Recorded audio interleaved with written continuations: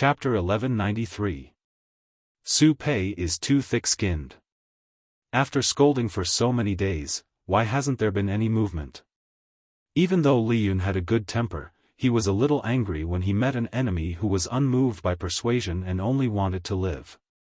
He could not help but complain. Maybe Field Officer Li is too polite and didn't scold harshly enough. Jiang Nongqin sat casually on the railing, one leg propped up while the other dangled in mid-air. The silver knife in her hand was cutting the cork. Recently, the war was at a stalemate. Other than patrolling and training, she had nothing else to do. She learned some carpentry out of boredom. Yang Si also said that she was very perceptive and learned quickly. In the future, if the world was at peace, she could open a carpentry shop to support her family. If Yang Si was not her lord's treasured strategist, Jiang Nongqin really wanted to use the knife in her hand to cut off his mouth and explode his fat. Whether it was prosperous or chaotic times, she was willing to overcome all obstacles for her lord. It was a disgrace to retire and become a carpenter. Li Yun said embarrassedly, "There are many women in the army. If I scold too harshly, it won't be good. Didn't they hear that the military commissar brainwashed the soldiers to be polite and put on airs in front of the women? Scolding in front of the battlefield was a tradition. The more violent ones scolded their ancestors, the more polite ones cursed their ancestors, and the more vulgar ones cursed their mothers. Since ancient times, humans could never avoid the female relatives of the other party when scolding. Unfortunately, her lord was a woman, so she had to avoid certain taboos." Jiang Nongqin sneered. Scolding in front of the battlefield was to raise morale. Being violent was also a way to vent pressure. Li Yun repeated the same few words. The enemy went from being angry at the beginning to ignoring him because he scolded too lightly. If he used a big move right from the start and angered the enemy so much that he died of a brain hemorrhage, that would be more interesting. Scolding should be directed at the most painful part. "Wait here, I'll find you some help." Jiang Nongqin spun the knife in her right hand twice, then sheathed it and hung it at her waist. Li Yun was surprised. "Who?" "An idler." Jiang Nongqin said, "He's free now anyway. It won't take long to help him." Then. Yang Si was speechless when he heard Jiang Nongqin's intention. In terms of scolding, he couldn't be the one to do it. Qiguan Wenjing is better at this. Yang Si was a vengeful person. Qiguan Rang had almost sent him to the Western Paradise with a written order, but he still remembered it now. Even though he would not seek revenge, he would still occasionally bring up Qiguan Rang to defame him. Jiang Nongqin said, "Military Counselor Qiguan is not in the camp now. He's defending the rear. How would he have the time to write this?" Yang Si, Qiguan Rang was a busy man, and he was a freeloader. Yang Si still wanted to struggle. He was a scholar, how could he rudely spit at others? He continued, "Now that the Lord is attacking from the encirclement, she's slowly destroying the morale of Su Bei's forces.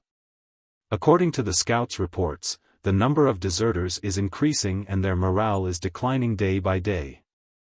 If we provoke them too much now, it might even stimulate their determination to fight to the death." Jiang Nongqin said coldly, "The longer the army besieges us, the more food we consume. These rations had been painstakingly saved up by the commoners. How could the lowly lives of Su Bei and the others compare to these precious rations? If they really have the courage to break out of the city and fight us head-on, why would the army be afraid to fight? Of course, it would be to defeat the enemy.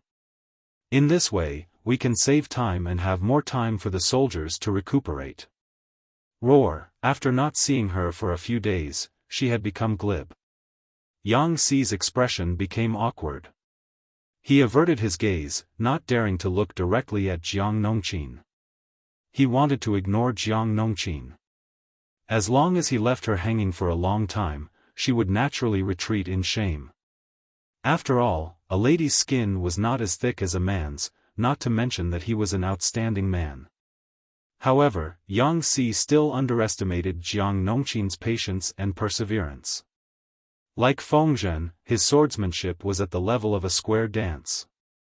How could a freshman from a small class compare to Jiang Nongqin?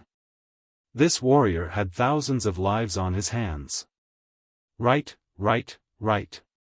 Field Officer Jiang, don't stay in my tent for too long. It's not a good influence. Jiang Nongqin laughed coldly, as if mocking him for overestimating himself. With Yang Si's physique, what could he do to her? If there really was a bad influence, it would most likely be because of the rumors about how she treated Yang Si. Alright, she was indeed mocking him.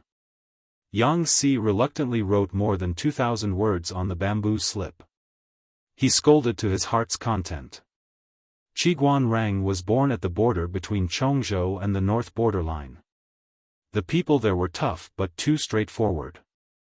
The declaration also represented the government. No matter how ruthlessly he scolded someone, he had to think twice. Yang Si was different. He was born in a brothel and was used to the scolding of hooligans and shrews on the streets and alleys. No matter if they were reserved and graceful, straightforward and unrestrained, or vulgar. He was proficient in the essence of the scolding of various sects and used it as if it was his own arm. Now, he was forced to do something beyond his abilities by Jiang Nongqin. There was a fire in his heart. He picked up his brush and scolded someone. He felt so good that he could not stop. I'm done. Yang Si put down his brush and rubbed his sore wrist. Are you satisfied, Field Officer Jiang? Jiang Nongqin looked down and roughly, then raised her head to look at Yang Si. If Su Xinzhao dies of anger because of you, I won't fight with you for this credit. Yang Si's heart skipped a beat. Was Jiang Nongqin praising or scolding him? Women these days are really not to be trifled with. After Jiang Nongqin left, Yang Si could not help but complain in a low voice. Ever since he followed a lord with a different style, Yang Sifeng's vagabond life had become much more restrained. In the past 2 years, he had become even more ascetic, like an ascetic monk. He had no choice. The lord was either preparing for war or on the way to war. He was holed up in the military camp all year round. What kind of place was the military camp? Other than shirtless men and muscular women, he could not bear to do any of them. Even if he could bear to do it, he suspected that the final position would be different from what he expected. Pft, as if he had thought of an embarrassing scene, Yang Si turned his face away and spat twice. He expelled the image of an experienced driver driving from his mind. Jiang Nongqin threw the fruit to the little angel, Li Yun.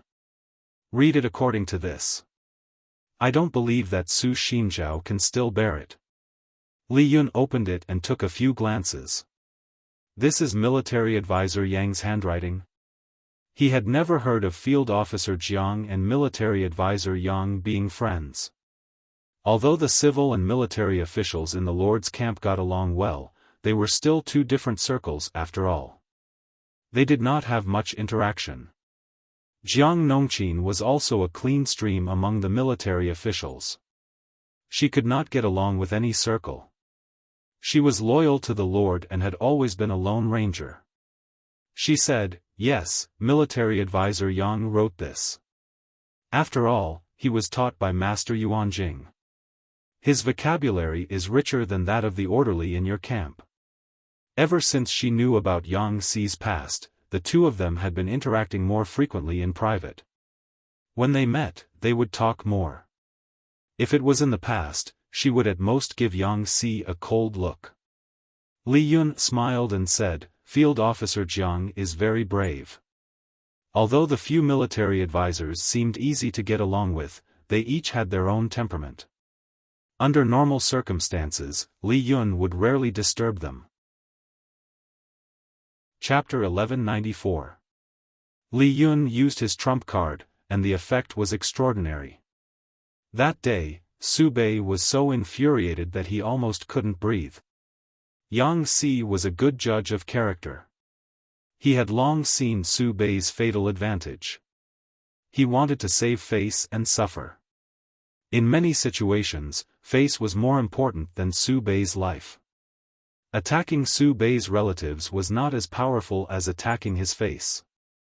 Grasping this advantage, Yang Si knew how to scold people. Everything revolved around face, and all words were to serve it. The more Su Bei valued his face, the more Yang Si wanted to rip it off, throw it on the ground, and stomp on it. Hearing the spy report that Su Bei had fainted from anger, Yang Si stroked his mustache proudly. His scolding skills were not inferior to Qiguan ranks. The effect of Yang Si's actions was extraordinary. The situation that Xie Zhe had stabilized with great difficulty was once again in turmoil. The number of deserters increased exponentially. It could be predicted that if this situation continued, the morale of the troops would collapse before Shanwu City ran out of ammunition and rations. Jiang Pengji was still unhurried. Not only did she have no intention of attacking the city, but she also had time to tease Wei Xi and contact her allies. Wei Xi remained motionless. His determination left the people around him speechless. Yang Si was one of the earliest to know the truth. Men and women of the same age were already fighting for their fourth or fifth child. Why was Wei Xi still a virgin? This generation's lord was not good enough. Perhaps this was true love, or, Yang Si thought of his new colleague and frowned so tightly that he could squash a fly. How is Bai Ning whom Zixiao recommended to the Lord 2 days ago? Of course he's a talent. Wei Xi said, if Jing Rong has any doubts, you can wait and see for his performance in the next battle. After all, Bai Ning was a newcomer of Nanxing nationality. It was normal for him to be evaluated before he was appointed. Yang Si raised his hand to stop him. No, I'm not doubting your shovel, Ba. He spat in his heart. After hanging out with the frivolous lord for so long, Yang Si couldn't help but be mischievous. For example, the shovel this time was also learned from the lord. When Wei Xi recommended Bai Ning and his daughter to Jiang Pengji privately teased Wei Xi about the sharpness of his shovel. Yang Si did not understand what it meant. Only later did he realize that it was because of the sharpness of the digging shovel. Inexplicably, Yang Si felt that these words were very interesting. It was as if he had been poisoned. Wei Xi, Lord, what have you taught them? Yang Si coughed lightly and finally regained his serious self. He said, don't you think that Bai Ning's daughter, Bai Yuexia, is a little strange? Wei Xi asked, what's strange? She's the same as Commandant Jiang. Both of them are extremely loyal to the Lord. Anyone who isn't blind can see that. It's just that, such a passionate relationship made Xi a little worried. Say, the Lord is already. Yang Si stretched out 2 fingers and emphasized Jiang Pengji's age. The Lord is already 21 years old.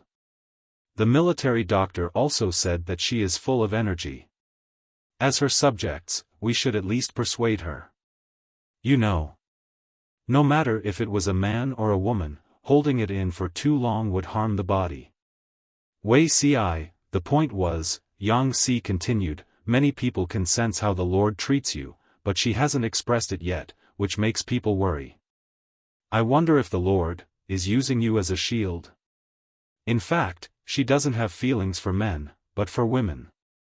Wei Xi, Yang Si didn't want it to be like this, but he had no experience in following a female lord.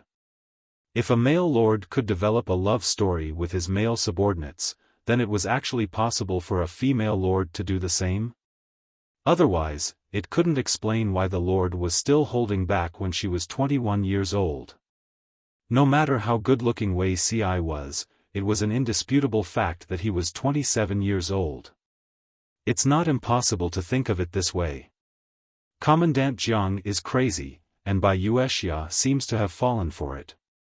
Yang Si continued to say to himself, regardless of whether the Lord likes men or women, by right, this matter should have nothing to do with us officials. However, the young master is nowhere to be seen. If the Lord is obsessed with women and can't extricate himself, won't such a great foundation be destroyed overnight? This matter will have a great impact. After Bai Wuxia appeared, she and the Lord ate and lived together, went in and out together, and the two of them always had endless topics to talk about. His Lord had always been tender and protective of the fairer sex. Bai Wuxia suffered a lot because of her ugly appearance, so she could win the Lord's love the most. They were so close that Yang Si was so worried that he shaved off his hair. Wei Ci already had a knot in his heart about Bai Wuxia, but Yang Si just had to step on his sore spot. You're thinking too much. The Lord and her are only discussing the attainments of heavenly works. That Bai Wuxia was once taught by the great son of the school of Moism, so she can be considered half a disciple. If her talents can be put to practical use, who knows how many people will benefit in the future. It's only right that the Lord values her. Wei Ci's words were both to convince Yang Si and to comfort himself at the same time. But you're right, we can't help bad trends. Yang Si squinted and smiled. How can we curb bad trends? I'll write a letter recommending Bai Wuxia to go to Wanzhou. The front line is dangerous, and she's not a female soldier in the female battalion. It won't be good if something happens to her. Wei Ci said with a serious face, Zhang Ping is also a disciple of the school of Moism, and his attainments in heavenly works are not low. If the two of them work together, they'll be of greater use. Zhang Ping? Yang Si thought of Zhang Ping's character and couldn't help but feel sorry for him. For a black-hearted person like Wei Ci, all friendships were empty. Zhang Ping had met the wrong people in his life and made a bad friend who pushed him into the fire pit. Didn't Wei Ci's conscience hurt? Yes, he's quite suitable. They're both good-looking and talented. Yang Si sighed. Zhang Ping, the model worker far behind, sneezed. He'd been sneezing for the past few days, and he didn't know who was thinking about him. Yang Si's imagination ran wild, but Bai Wuxia and Jiang Pengji were really innocent. The latter saw that Bai Wuxia was quite intelligent and had an active mind, so she cherished her talent and planned to train her well. Just as the audience in the streaming room said, if the country was built in the future, this girl might be the best candidate for the Minister of Works. The progress of society was gradual. After certain conditions were met, it would naturally enter the next stage. When Jiang Pengji unified the 5 countries in the future, she didn't intend to be special. She still used the imperial system, not because she liked power. How much power could a small farm have? It was only because the imperial system could command power and have the right to guide the development of the entire society. Her will was the will of the entire empire, and no one could defy it. The development of society couldn't be separated from the progress of science and technology. Jiang Pengji didn't think that she could complete the thousands or even tens of thousands of years of human evolution on her own, but she could use the power in her hands to leave the seeds of science and technology in the world and protect them to grow and germinate. As long as they saw the benefits of science and technology and enjoyed the value it created, no class could ignore its appeal. Even without Jiang Pengji's protection, it could still have the soil to survive. Bai Wuxia in front of her and Zhang Ping in Wanzhou were all seeds that she carefully cultivated. Thinking of this, Jiang Pengji's gaze became gentler and more intimate. Bai Wuxia, who was sitting opposite, blushed under her gaze and her heart beat faster. If the Lord was a man, all the women in the world would fall for her. Bai Wuxia took a sip of the tea that Jiang Pengji brewed and felt her whole body full of strength and vitality. Before seeing her idol, Bai Wuxia was perturbed and flustered. She was afraid that Jiang Pengji would despise her appearance, and at the same time, she was worried that the real Jiang Pengji couldn't compare to the virtual image in her mind. If that was the case, wouldn't she be disillusioned? It turned out that the real Lord was better than the her she imagined. She was so good that Bai Yuexia didn't dare to imagine. She was obsessed with the celestial machines, and many thoughts could only be bottled up in her heart. But in front of the Lord, she didn't have such concerns. She could talk freely about her ambitions and thoughts. Chapter 1195. Compared to Jiang Pengji's smooth sailing, Su Bei's situation was far from optimistic. The immoral Yang Si could only blame himself for being too vicious. Every word he uttered threw Su Bei's dignity to the ground and trampled on him mercilessly. Su Bei had never been a broad-minded or open-minded person. On the contrary, he was meticulous and sensitive. He would think of all sorts of things at the slightest sign of trouble. His imagination was very developed. There were advantages and disadvantages to such a personality. In the current situation, the disadvantages far outweighed the advantages. Because he was meticulous and sensitive, Su Bei liked to get into a dead end. Once he got in, he couldn't get out. Yang Si fanned the flames from behind. Every day, he ordered the orderly to use a specially made bronze loudspeaker to shout curses outside the mountain-earned city. His voice could pass through the city walls and float into the city. Su Bei's morale was high. From his initial rage to his subsequent illness, he was bedridden. Yang Si, this fellow, had contributed greatly. If this was how despicable Yang Si was, then he had overestimated his bottom line. This guy had even more despicable tricks up his sleeve. A normal scolding could no longer satisfy his restless heart. He searched for talents in the army and finally found a guy who had been a ventriloquist in his previous life. Yang Si made him perform a ventriloquist performance in front of the Barbican in the middle of the night. He even made 100 people cooperate with him. The guards of the Barbican were speechless. "I have a curse that I must shout in Yang Si's ear." After repeated torment, they were already exhausted. However, they dared not slack off. They were afraid that the other party would seize the opportunity to attack the Barbican. Yang Si grinned. "Han Yu is the most cautious person. After 3 to 5 days of trouble, I'm afraid they will collapse." Even a man made of iron had to sleep. With him tormenting the guards of the Barbican, even if Han Yu was extremely capable, he would still be badly battered. Li Yun's smile was a little forced. He once again got to know the military advisor Yang. As expected, when these scholars started to act coquettishly, no one else could do it.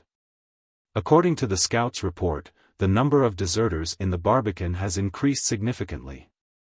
Actually, they could still struggle at death's door by staying in the Barbican. However, Yang Si was too despicable and coquettish. The soldiers were constantly in a state of tension. After a long time, their essence, qi, and spirit would be greatly depleted. If they didn't desert, they would either die or go insane. Yang Si snorted softly and said, "If Su Bei wasn't such a hypocrite, how could he have succeeded so easily?" As the saying goes, men are afraid of entering the wrong profession, and women are afraid of marrying the wrong man. Han Yu didn't choose the wrong profession, but he followed the wrong person. Su Bei could act for a while, but could he really act for a lifetime? Obviously, he couldn't. Speaking of Han Yu, Yang Si felt it was a pity that he trusted the wrong person more than once. Many people could only share the hardships and not the joys. Su Bei was a typical example. When he was still a nobody, he worked hard to set up his image and coaxed Han Yu to help him. When he was at his peak, he revealed his fox's tail. He had already succeeded in suppressing Su Fei step by step, so he didn't need to disguise himself and put in the effort to create a public persona. Su Bei's behavior was the exact opposite of Han Yu's Dao. How could the two of them not be estranged? Yang Si understood Han Yu. He understood how painful it felt to have his Dao trampled on by his master. Because what Han Yu was facing now was exactly what Yang Si had experienced. When Yang Si became an official and assisted Prince Changsho, he was sincere at first. Prince Changsho respected the virtuous and treated the poor scholars kindly. Every year, he would allocate a large sum of money to help the poor scholars. Every time there was an assessment, Prince Changsho would generously give up his hot spring hotel in Jishan Hot Spring for the scholars to hold gatherings and poetry meetings. All the expenses were taken care of by him. He had also built quite a number of tea houses, specially opened up a place for the students to display their talents, and provided books for the students to read. If there was a student who performed outstandingly, he would even specially recommend that student and give him the first brick on the road to success. To be honest, was Prince Changsho not a wise ruler? Yang Si was attracted by Prince Changsho like this. He recommended himself to be his right-hand man and help him strategize. Similarly, Prince Changsho didn't manage to wear his mask until the end. The royal family of Dongqing had just fallen apart, and he couldn't wait to bare his fangs. Recruiting the poor was only for the sake of setting up a public persona and accumulating prestige. Rather than saying that he valued the poor, it was better to say that he valued his connections. To him, the poor were just used and then thrown away. Yang Si looked at everything coldly and decisively escaped. Before he left, he even tricked Prince Changsho. Compared to Yang Si's decisiveness of, "If you don't have the heart, I'll stop," Han Yu wasn't as carefree. Or did he still have some expectations for Su Bei? Looking at Shanwu City from afar, Yang Si murmured. Li Yun didn't hear it clearly and asked, "What did the military counselor say?" Yang Si asked meaningfully, "Does Han Mei like hypocritical people?" Li Yun shook his head, "Who would like a hypocritical person?" Yang Si laughed, "But what if this hypocritical person insisted on being a hypocritical person for his entire life?" Li Yun was puzzled at first, but then he realized. What's the difference between being a hypocritical person and being truly kind? Yang Si laughed, "There's really no difference. Whether it was Su Bei or Prince Changsho, if they could persist in setting up a public persona for their entire lives, so what if they sacrificed their lives and gave their all to assist them? They were equally willing. Unfortunately, both of them didn't persist, so it was expected that they would be abandoned." Before Yang Si left, he said, "Continue to monitor the movements in Shanwu City. Han Yu isn't someone who would resign himself to death." Thinking of Han Yu's face and clean temperament, who would have thought that this refined and elegant young man would have such a ruthless side? He was a ferocious beast. Even if he was on the verge of death, he would save up the last of his strength to bite the flesh of his enemy. He would never be a coward. Yang Si was certain that Han Yu would definitely strike before Shanwu City collapsed, and it would be a ruthless move aimed at the vital parts. But, what would Han Yu do? After several days of deployment, Han Yu hadn't had a good night's sleep for a long time. Apart from the clamor outside the city, there was also the mental pressure. He and Cheng Sun came out of the mayor's residence one after the other. He immediately saw Xie Zhe standing outside to ensure their safety. Han Yu lowered his eyelids to hide the disappointment in his eyes. Su Bei had already been forced into a desperate situation by Jiang Pengji's successive tricks. Now he was even more paranoid. He heard that the general had strong yang energy, so he asked Xie Zhe to guard his residence and suppress the yin energy. Because Xie Zhe was his brother-in-law and had a good temperament, there weren't many objections. However, Han Yu was still disappointed. Because Cheng Sun was by his side, Han Yu didn't show his emotions. Xie Zhe stepped forward and said, "Counselor, does the Lord have any instructions?" Han Yu didn't speak, but Cheng Sun said, "The Lord has ordered Captain Xie to lead the operation." Xie Zhe frowned slightly, and a trace of worry flashed in his eyes. "It is my honor that the Lord is willing to entrust me with such an important task. I will not let the Lord down." Cheng Sun had other matters to attend to, so he left first. Xie Zhe walked Han Yu to the door and turned to look at the door. "If anything happens to me and the Lord is able to solve the current predicament, I would like to ask the counselor to take care of the old and young in my family. Xie Zhe lowered his voice and looked at Han Yu sincerely. Han Yu said lightly, I will. Chapter 1196. Something's not right. Something's really not right. Han Yu should have made his move by now. Why hasn't there been any news? If Yang Si wasn't so confident, he would have doubted his own judgment. Qiguan Rang fanned himself with the feather fan in his hand, trying to disperse the heat around him. Han Yu is not a good person. If his every move is within your calculations, you would have been the one defeated by Gu Su instead of him. He heard Yang Si's murmur and frowned. In my opinion, Su Bei can only try his luck with a sneak attack if he wants to turn the situation around. Yang Si replied, the troops in Shanwu City are all under our surveillance. Where would he deploy his troops for a sneak attack? Yang Si sent his troops to besiege Shanwu City and keep an eye on it 24 hours a day. Any movement in the city couldn't escape the eyes of the scouts. To put it bluntly, they had already figured out the strength of the enemy. How could a group of dispirited soldiers turn the situation around with a sneak attack? He couldn't figure it out. The premise of a successful sneak attack was that the information of the enemy was not equal. Yang Si had figured out the movements of the enemy. If they dared to sneak attack, they would be sending themselves to their deaths. However, how could Han Yu not see through this? Yang Si replied, I hate this kind of person. I feel like he's my nemesis. Qiguan Rang's expression turned serious.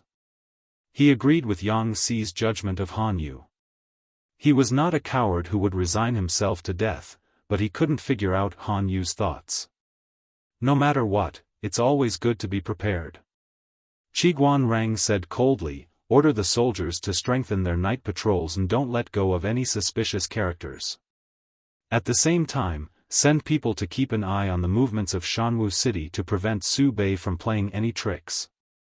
Su Bei was the leader of the enemy. Letting him go was like letting a tiger return to the mountain or a dragon return to the sea. Yang Si replied, coping with the changes by remaining unchanged? That's a good idea. We can't figure out Han Yu's movements. Listening to their conversation, Jiang Nongqin was a little confused. The defeat of Shanwu City is set in stone. Does Han Yu still want to struggle? Just look at Su Bei's face and you can tell that he's a short-lived man. Yang Si smiled helplessly and said, even ants live without purpose, let alone humans. You can't give up just because you're at a disadvantage.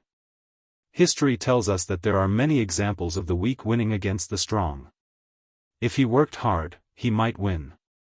Jiang Nongqin said, I heard from the two military counselors that Han Yu seems to be a talent. Yang Si said, he's one of Master Yuanjing's 4 disciples. He's from the same sect as me. His talent is no less than mine. Naturally, he's not simple. He is not as good as you. Jiang Nongqin praised indifferently. Her expressionless face was becoming more and more like their lord. The sudden praise made Yang Si feel flattered. He had worked with Jiang Nongqin for many years, but he had never heard her praise anyone other than the lord. He was the first one. Officer Jiang, I'm really ashamed of your praise, Yang Si said. I wonder what's so good about me that Officer Jiang thinks highly of me? Tell him that he will definitely carry this merit forward. Jiang Nongqin raised her eyebrows and her lips curled into an unnoticeable smile. Eyes. Yang Si, he couldn't react for a moment. Did Jiang Nongqin mean that his eyes were better than Han Yu's? Han Yu must be blind to have chosen Su Bei. Jiang Nongqin added, although you've been lost before, at least you've forsaken the darkness for the light. Her lord must be the only wise ruler in the world. Those outstanding people who chose other feudal vassals, if they weren't blind, then what were they? Yang Si, brainless, and moronic creatures were simply too terrifying. Bai Yuexia and Jiang Nongqin were like this. He really couldn't believe that his lord didn't use Wuxia as a shield. Maybe military counselor Yang and military counselor Qiguan are thinking too much. Jiang Nongqin also had this question in her mind. She pondered for a long time but couldn't find an answer. No matter how one looked at it, Shansheng was already a dead end. Han Yu had to launch a sneak attack to gain a chance of survival if he wanted to have a chance of survival. But the timing of the sneak attack, the number of troops, and the terrain. Han Yu didn't have any advantages. From Jiang Nongqin's point of view, it was better to defend Shansheng to the death than to take a risk. Maybe the lord, Jiang Pengji, would withdraw the troops if they held back. Of course, the possibility was very small. Jiang Pengji was playing chess with Bai Yuexia. Hearing Jiang Nongqin's words, Jiang Pengji supported her chin with her wrist and looked at Jiang Nongqin. I think Wen Zheng and Jing Rong are right to worry. Jiang Pengji smiled. Because when analyzing the battle situation, we not only have to consider the number of troops and the terrain, but also the personalities of our men. Su Bei is bedridden, so Han Yu has become the leader. The troops in Shansheng have to obey his will. In a sense, understanding Han Yu is the same as understanding the overall movement of the enemy.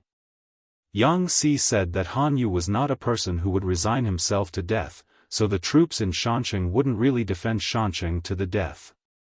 Unless, Han Yu was pulled down from his position, and someone else was in charge. According to the information they had so far, the possibility was very small. Then what do you think Han Yu will do, my lord? Jiang Pengji stared at the situation on the chessboard and pondered for a while. He is the only one in Su Bei's camp who is good to watch. I'm looking forward to the surprise he will give me. She said straightforwardly, I don't care what kind of conspiracy he has. I'll take it right here. Su Bei's troops are limited. Even if he attacks with all his strength, he won't be able to hurt me. Jiang Nongqin was very interested in Han Yu, whom she had never met before. She wanted to see how capable Han Yu was to be able to baffle her lord. The night was even noisier than the day. All kinds of small animals ran out and made a lot of noise. For the audience in the streaming room, the nightlife had just begun.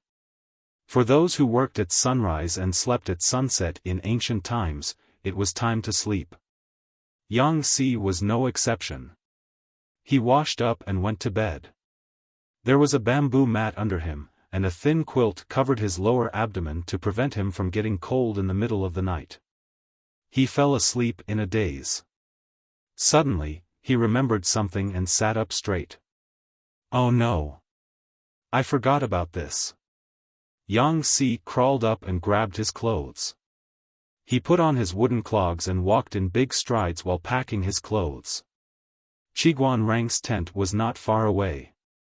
Yang Si called out a few times from afar, waking up Qiguan Rang who was about to fall asleep. Yang Jingrong, what are you doing? Yang Si was disheveled. His pajamas were still exposed. His long hair was scattered over his shoulders and back. He had no manners at all. Si suddenly thought of something. Wenjing, do you have any information collected by the scouts? Time is of the essence. Qiguan Rang glanced at the bastard who disturbed his sleep in the middle of the night. He put on his clothes and got up to look for relevant information for him. Yang Si looked carefully with the light of the oil lamp. His face gradually darkened. What's wrong? Qiguan Rang craned his neck to take a look. Yang Si was looking at the deserters that the scouts had found. Ever since the siege of Mountain Urn City, the number of deserters had increased day by day. Su Bei's power had. Something was wrong. Qiguan Rang put the candlestick on the table with a clang and snatched a few rolls of bamboo slips. Well done.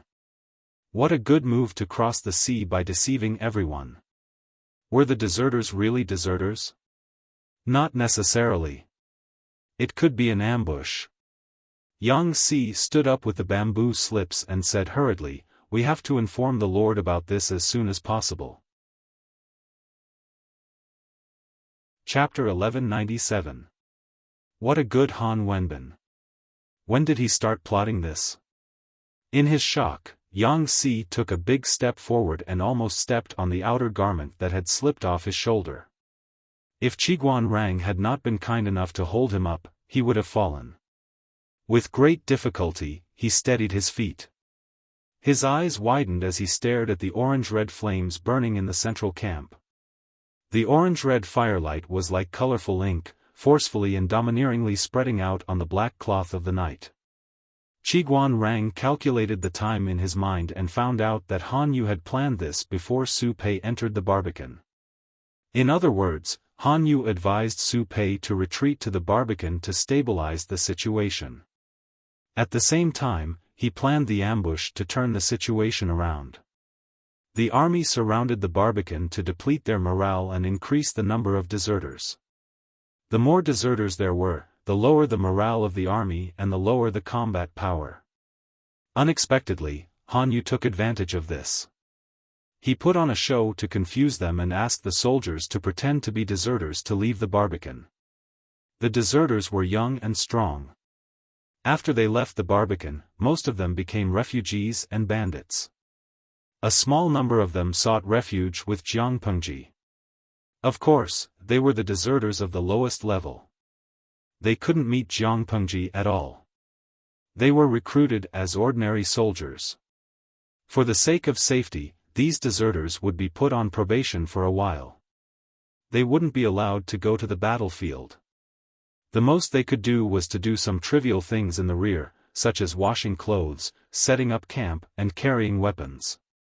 They wouldn't be allowed to touch things like water and grains. Even so, Yang Si and the others still fell into the trap and Han Yu achieved his goal.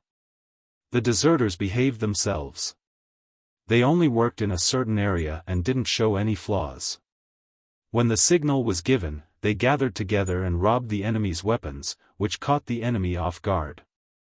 The number of deserters who surrendered to Han Yu was not large, but it was not small either.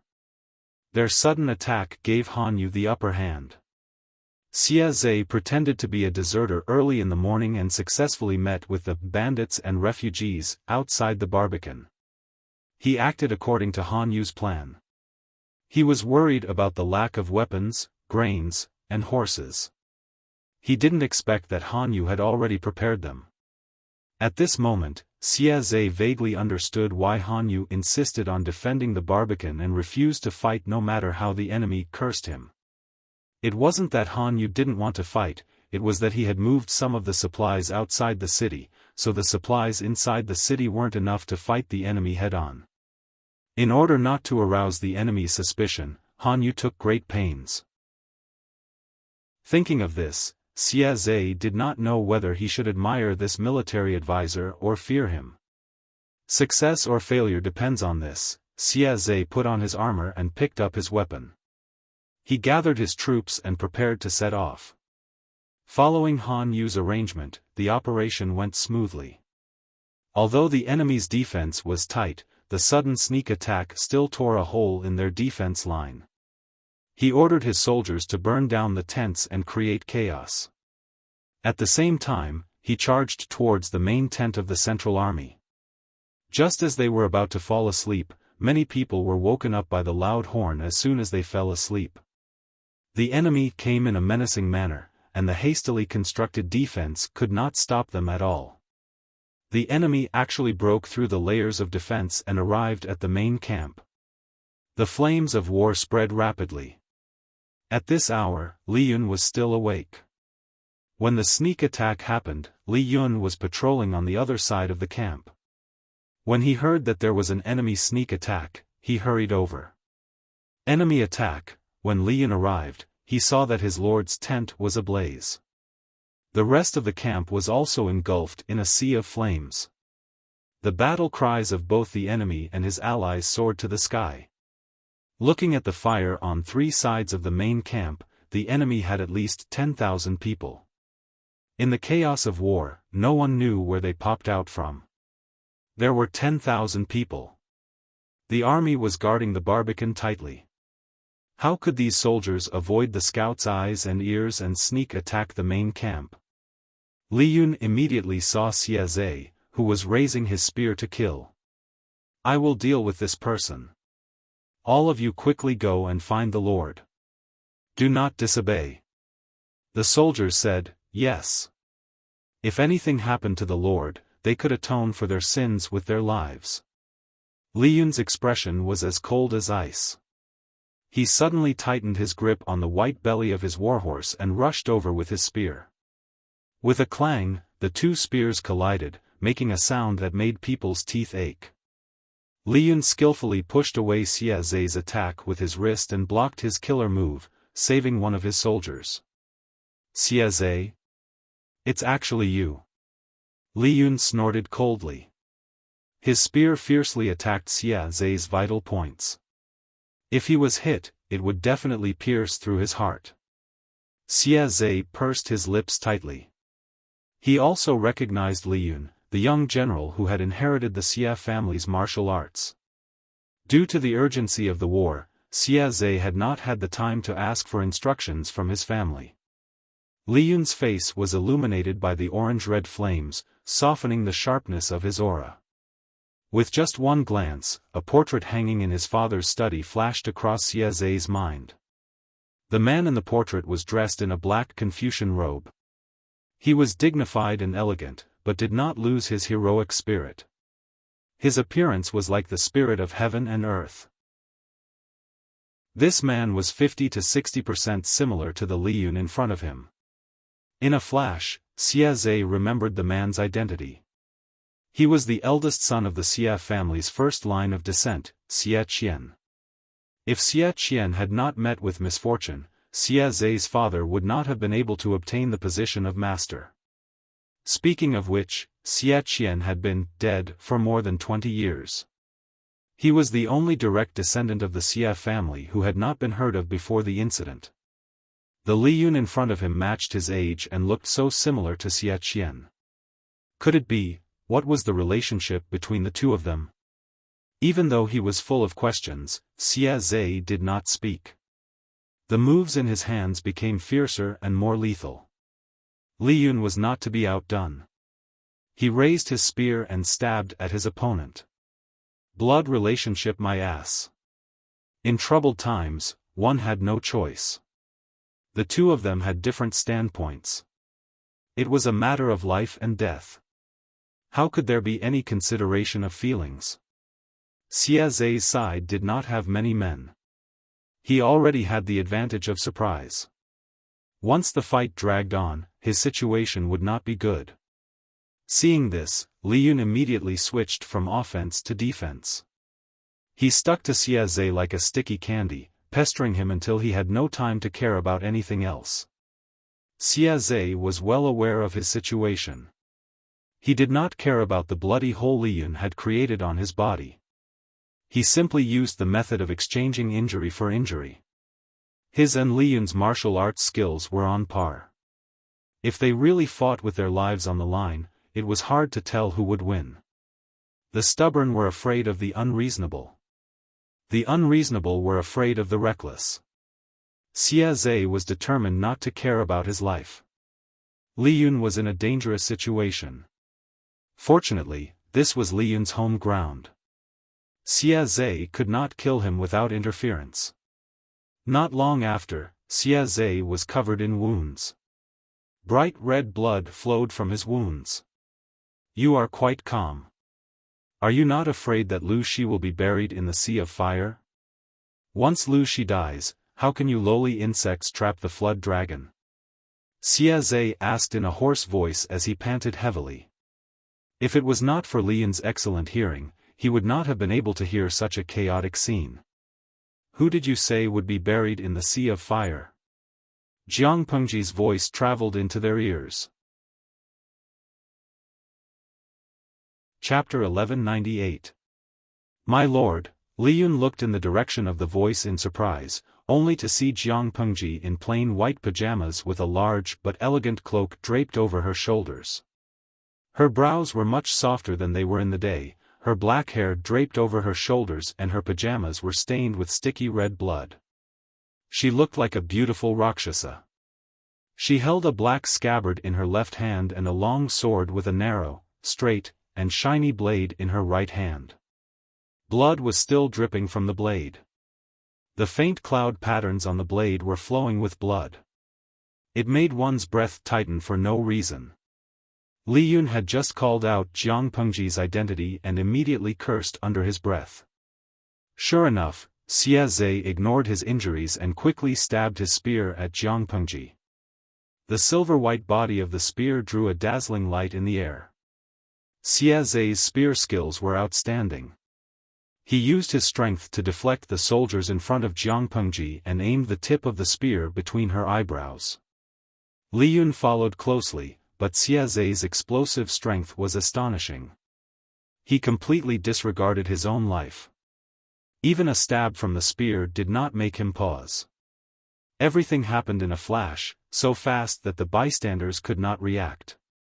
Jiang Pengji was not in a hurry. Her calm eyes did not stir a single ripple. She flipped her long sword and used the scabbard to block Xie Zhe's all-out attack. She turned around and somersaulted in the air, her long legs stepping on the tip of the spear. Xie Zhe felt an unshakable force hit the body of the spear, forcing him to fall forward. Han Mei, what are you panicking for? Jiang Pengji snorted but did not loosen her foot. Xie Zhe's arm was under the spear due to the way he was holding the spear and falling. Jiang Pengji was stepping on the spear, so he could not move. Of course, the people around him did not give him a chance to fight back. In the blink of an eye, several long swords were pressed against his neck. Li Yun was pale from the scene just now. He quickly put away his spear and asked for forgiveness. I don't blame you. Get up. Instead of asking for forgiveness here, why not kill a few more enemies and make up for your mistakes? Jiang Pengji looked down at Xie Zhe, who was covered in blood. Her eyes seemed to flash with a hint of blood. But her expression was too calm. The bystanders could not read her mind. Ordinary people could not read it, but Wei Ci could. He rushed over, panting. By the time he arrived, the soldiers had already tied Xie Zhe's hands behind his back and tied him up. Master, Wei Ci's cheeks were very, very red. His ears were bloodshot and they were so red that they were translucent. It's so chaotic outside. Why aren't you waiting in your tent? Jiang Pengji sheathed the god-slaying sword and looked at Wei Ci disapprovingly. The enemy attacked the camp and the situation was chaotic. Even she could not guarantee Wei Ci's safety. Wei Ci said, when the Lord is in danger, how can I hide? Turtle? Jiang Pengji seemed to have thought of something. She snorted and chuckled. You sound so righteous now. Wei Ci could not help but look embarrassed. Before anyone could react, Jiang Pengji said to the soldier, look after this person. Don't let him die. Li Yun replied. Here. As he left, Li Yun suddenly thought of something. He could not help but turn his head to look at his lord and Wei Ci's attire. What was that? Why did the cloak on his lord's shoulders match Zixiao's attire? Was it a set? The thought flashed by. The battle around him pulled his attention back. Li Yun did not continue to think about it. The night attack was huge. It did cause Jiang Pengji a lot of losses, but it was not a serious blow. More than 2 hours passed. The enemy soldiers were dead, injured, and captured. Jiang Pengji sat in the temporary main tent and listened to the post-battle report. She had already changed out of that blood-stained cloak. Everyone present was a shrewd person. If she had worn that cloak just now, everyone would know that their lord had shamelessly attacked Wei Ci in the middle of the night and failed. It would be too embarrassing. As the lord, she could not meet people in her sleeping clothes. To be honest, if Han Yu's night attack was not so timely, Wei Ci might have been killed by her. Jiang Pengji's mood was shrouded in dark clouds. The atmosphere in the tent was oppressive and heavy. Where did this group of sneak attack soldiers come from? Jiang Nongqin did not have a night patrol mission today, so she rested early. The enemy suddenly attacked at night. She did not have time to put on her armor. She picked up her weapon and killed the enemy. Her eyes were bloodshot in the chaotic battle. This is a trap prepared by Han Yu early in the morning.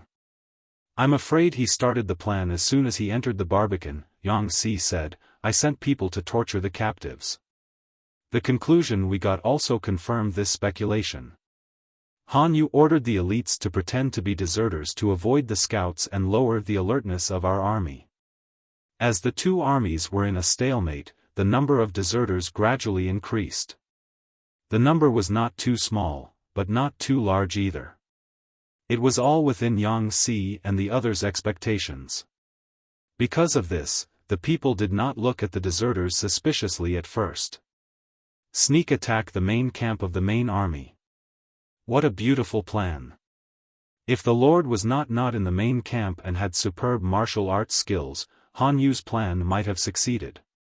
Jiang Nongqin snorted coldly and said darkly, if anything happens to the Lord, I must cut that traitor Han's throat with my own hands. Yang Si shivered involuntarily when he heard her icy voice. He did not dare to doubt the truth of Jiang Nongqin's words.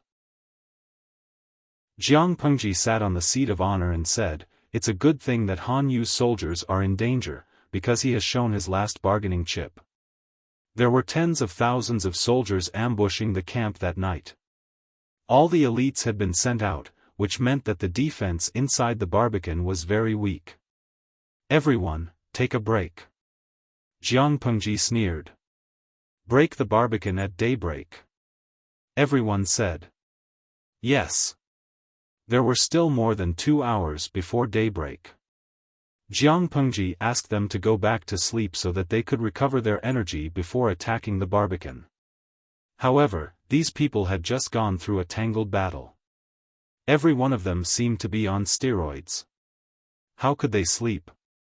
In the night attack, the newcomer Bai Ning showed the demeanor of an experienced general.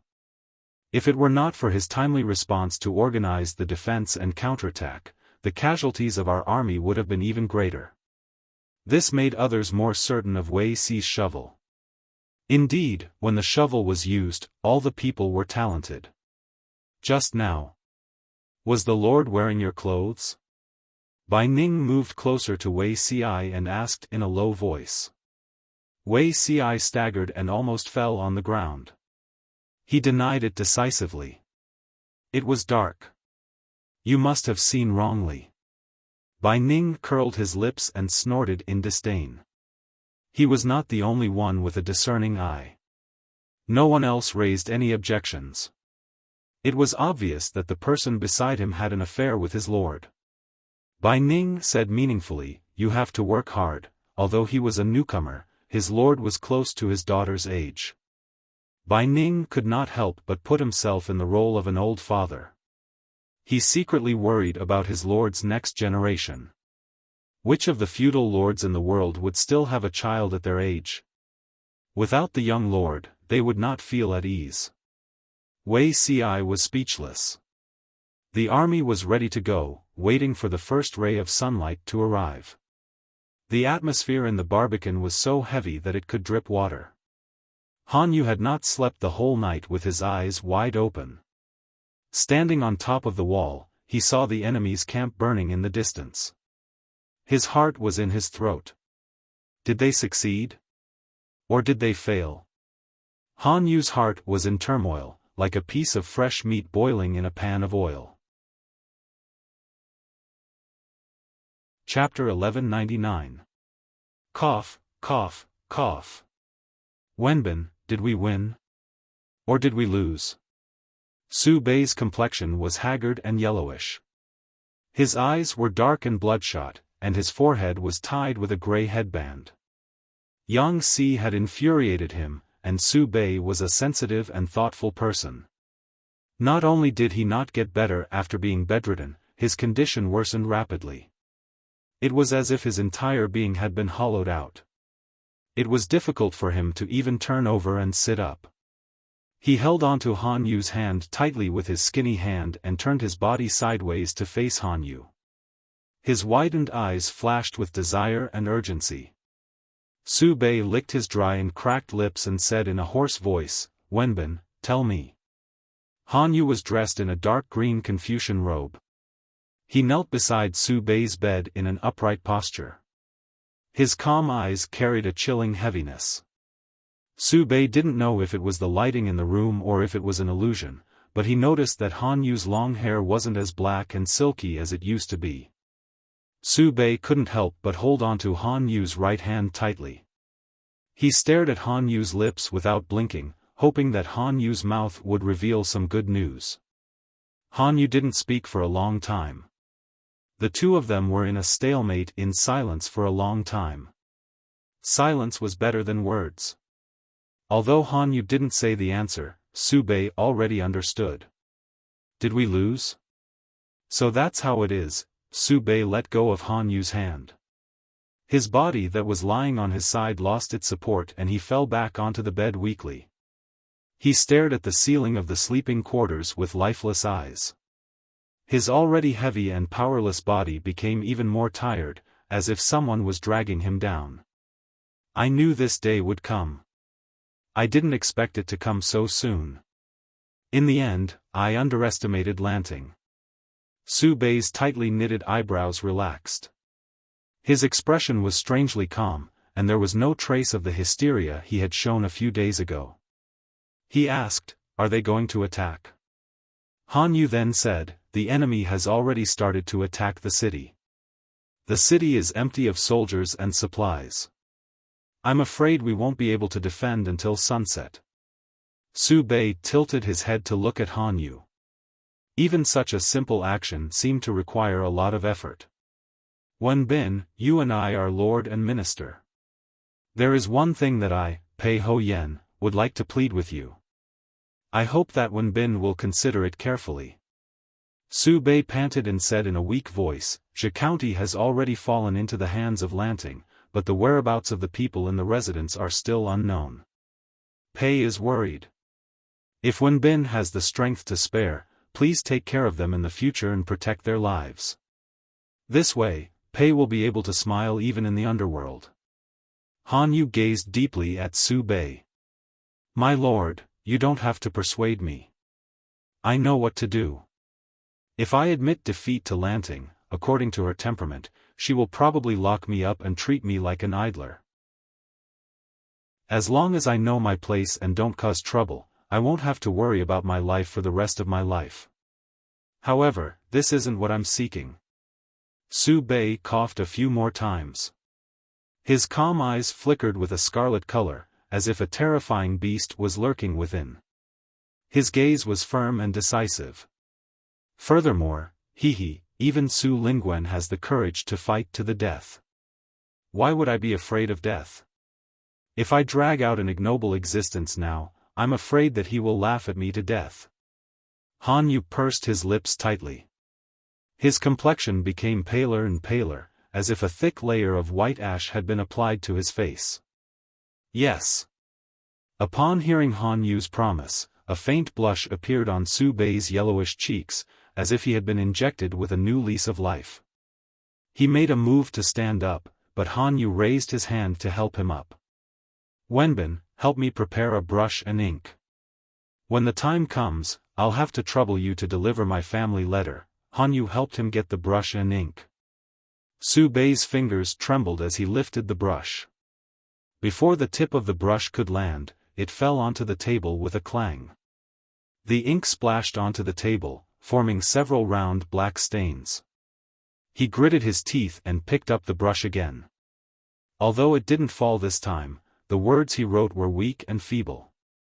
Rather than calling it a family letter, it would be more accurate to call it a suicide note left behind by Su Bei for his family. There was nothing special in the contents of the letter. He urged his son to study hard and become a talented person who would benefit the people of the world and the country when he grew up. He also urged his daughter to not forget the teachings of her parents and to be filial to her in-laws and to respect her legal mother after she reached marriageable age. He also urged his wife to take care of the family business. If she met a suitable man in the future, she could take half of the family's wealth and remarry. When Su Bei finished the last stroke, he had used up almost all of his strength. Han Yu silently dried the letter for him, added wax, and loaded it into the letter. It's been hard on you all these years. Su Bei seemed to have lost all of his strength. He hunched his back and sat in front of the table, watching as Han Yu put the letter into his pocket. Han Yu replied, "It's not hard." For Han Yu, his past experiences were all attempts. Regardless of whether he won or lost, they were all invaluable experiences. The only way he could avoid the same pitfalls in the future was to learn his lesson and avoid the same pitfalls in the future. Su Bei's lips opened and closed. His dry eyes seemed to be brimming with tears. He didn't say a single word for a long time. The sun and the sky had already begun to incline to the west. Su Bei said quietly, "Wenbin, you can leave. I want to be alone for a while." Han Yu silently stood up and walked to the door before stopping. Xin Zhao, do you still remember that year when we first met in the waterside pavilion? When you and I talked about the situation of the world and expressed our thoughts, what did you promise me? Su Bei was startled. His slow brain didn't react immediately. He spent a lot of effort to search for that memory and said with uncertainty, "To look at the beautiful mountains and rivers together?" Han Yu replied without turning his head, "Xin Zhao, do you still remember it? Are you going to break your promise now? I'll have to trouble Wenbin to look at it for me." Su Bei smiled bitterly. "If Lanting ascends to the throne, remember to come to my grave and inform me. If he lost to such a person, he wouldn't have died in vain." Although Su Bei was born into an aristocratic family, he also wanted the world to be at peace. He was afraid that he wouldn't be able to see it now. Han Yu's eyes dimmed a little. "All right." Not long after Han Yu left, he bumped into Cheng Sun, whose clothes were stained with blood. "Where's the Lord?" Han Yu replied, "In the house." Cheng Sun looked at Han Yu from head to toe and suddenly understood everything. "Why didn't you persuade the Lord to break out of the encirclement?" Cheng Sun gritted his teeth and said angrily, "Han Wenbin, I originally respected you, but now I see that I was blind. As a subject, you don't do your best for the Lord. Instead, you want to let go at a time of crisis. What are you doing to the Lord?" Han Yu said, "I tried my best." He had used his final trump card, but he still couldn't kill Lu Shi. His defeat was inevitable. Cheng Sun's anger didn't abate. Looking at Han Yu's indifferent reaction, he became angrier. He scolded, "If the master is humiliated, the subject must die. If the master dies, the subject must die too. Are you afraid of death? The enemy hasn't even entered the city, but you've already thought of all the escape routes. Are you trying to use us to curry favor with Thief Lu?" Han Yu looked at Cheng Sun coldly. "Fame is a worldly possession. I don't need to care about what others say. If you think I'm afraid of death, I have nothing to say." Cheng Sun was so angry that his fingers were trembling. "You have betrayed the Lord's trust." Chapter 1200. A Clear Conscience. Cheng Sun sneered. "How do you have the cheek to say that?" Han Yu responded indifferently. Just like what he had told his mentor, Master Yuanjing, his Tao was law and justice, not a specific person. He wanted to put his ideas into practice and help the people create a fair and just society. Even if he couldn't do it, he still hoped to pass on his Tao so that his descendants could see it. At the end of the day, it didn't matter who brought about this golden age. It would be great if it was Su Bei, but it would be a pity if it wasn't him. Han Yu said, "I'm different from you. You don't understand." "I don't understand. I hope that if you surrender to Lu Shi, he will forgive you for raiding the main camp at night." Cheng Sun didn't understand and didn't want to understand. He sneered, Han Wenbin, I hope that you have a bright future. Next year, you will have 3 ministers and 9 ministers. Cheng Sun used to like Han Yu in the mirror, but he didn't know that Han Yu's nature was like this. Even if his lord didn't want to leave, he should persuade her. If he couldn't, he would die with his lord. How could he drag out an ignoble existence? He didn't know that Han Yu knew Su Bei too well. Su Fei was trapped in the Barbican and failed to escape after the city was breached. He hung himself in the farmhouse's courtyard in despair. Su Bei didn't want to lose to Han Yu, and he didn't want to follow his old path. It was impossible for him to escape. It would be futile to persuade him. Han Yu looked down coldly. Thank you for your kind words. For Han Yu, life and death weren't scary. What was scary was that his death would be meaningless. Everyone had their own choices. Cheng Sun was loyal to his lord and wasn't afraid of death, but he was loyal to his heart and Tao. He couldn't die yet. Cheng Sun was furious. He put his right hand on the hilt of the sword at his waist and pulled it out to stab Han Yu. Han Yu couldn't dodge in time. His left upper arm was pierced, and his whole arm was soaked with blood. If Cheng Sun had moved a little more to the side, he might have hit Han Yu's heart and killed him. Cheng Sun pulled out his sword and wanted to stab again. He didn't expect Han Yu to be so fast. He also pulled out his sword to defend. Cheng Sun's sword stopped in mid-air. He couldn't stab a second time. Finally, he threw his sword away angrily. Humph, he despised people like Han Yu who had no backbone the most. Killing him would only dirty his hands. Han Yu had no choice but to put his sword back into the scabbard. He covered the wound on his left arm with his right hand and smiled bitterly. This was the saying, those who walk different paths cannot make plans together. Although the terrain of Shanwu City was treacherous, when Su Fei was stationed here, Su Bei had forcefully demolished the buildings. Now that he was trapped in Shanwu City, those buildings that had not been repaired in time became his greatest burden. On Jiang Pengji's side, she had been suppressing a bellyful of anger. The firepower used to attack the city was extremely fierce. The generals and soldiers started attacking the city at dawn. Apart from resting and reorganizing a few times in the middle, they spent the rest of the time violently demolishing the city. Jiang Pengji tore the city gate with her bare hands and led the troops to break through the gate of the Barbican. Bai Ning, the main force of the left corps, was dumbfounded. So there was this kind of operation in war? No, wasn't that their lord? Why did she have to personally lead the charge on the battlefield? Even ordinary generals wouldn't easily go down to the battlefield to kill the enemy. Why were you so excited as a lord? With his good eyesight, Bai Ning was sure that not only was his master excited, but she was also trembling with excitement. Oh no, will my daughter still be able to get married? He could only blame his lord for being too charming. She was like a god of death descending on the battlefield, perfectly displaying the beauty of her strength. Which young lad could resist her? Regardless of whether it was a man or a woman, they all admired the strong. Otherwise, why would there be the saying, beauties love heroes?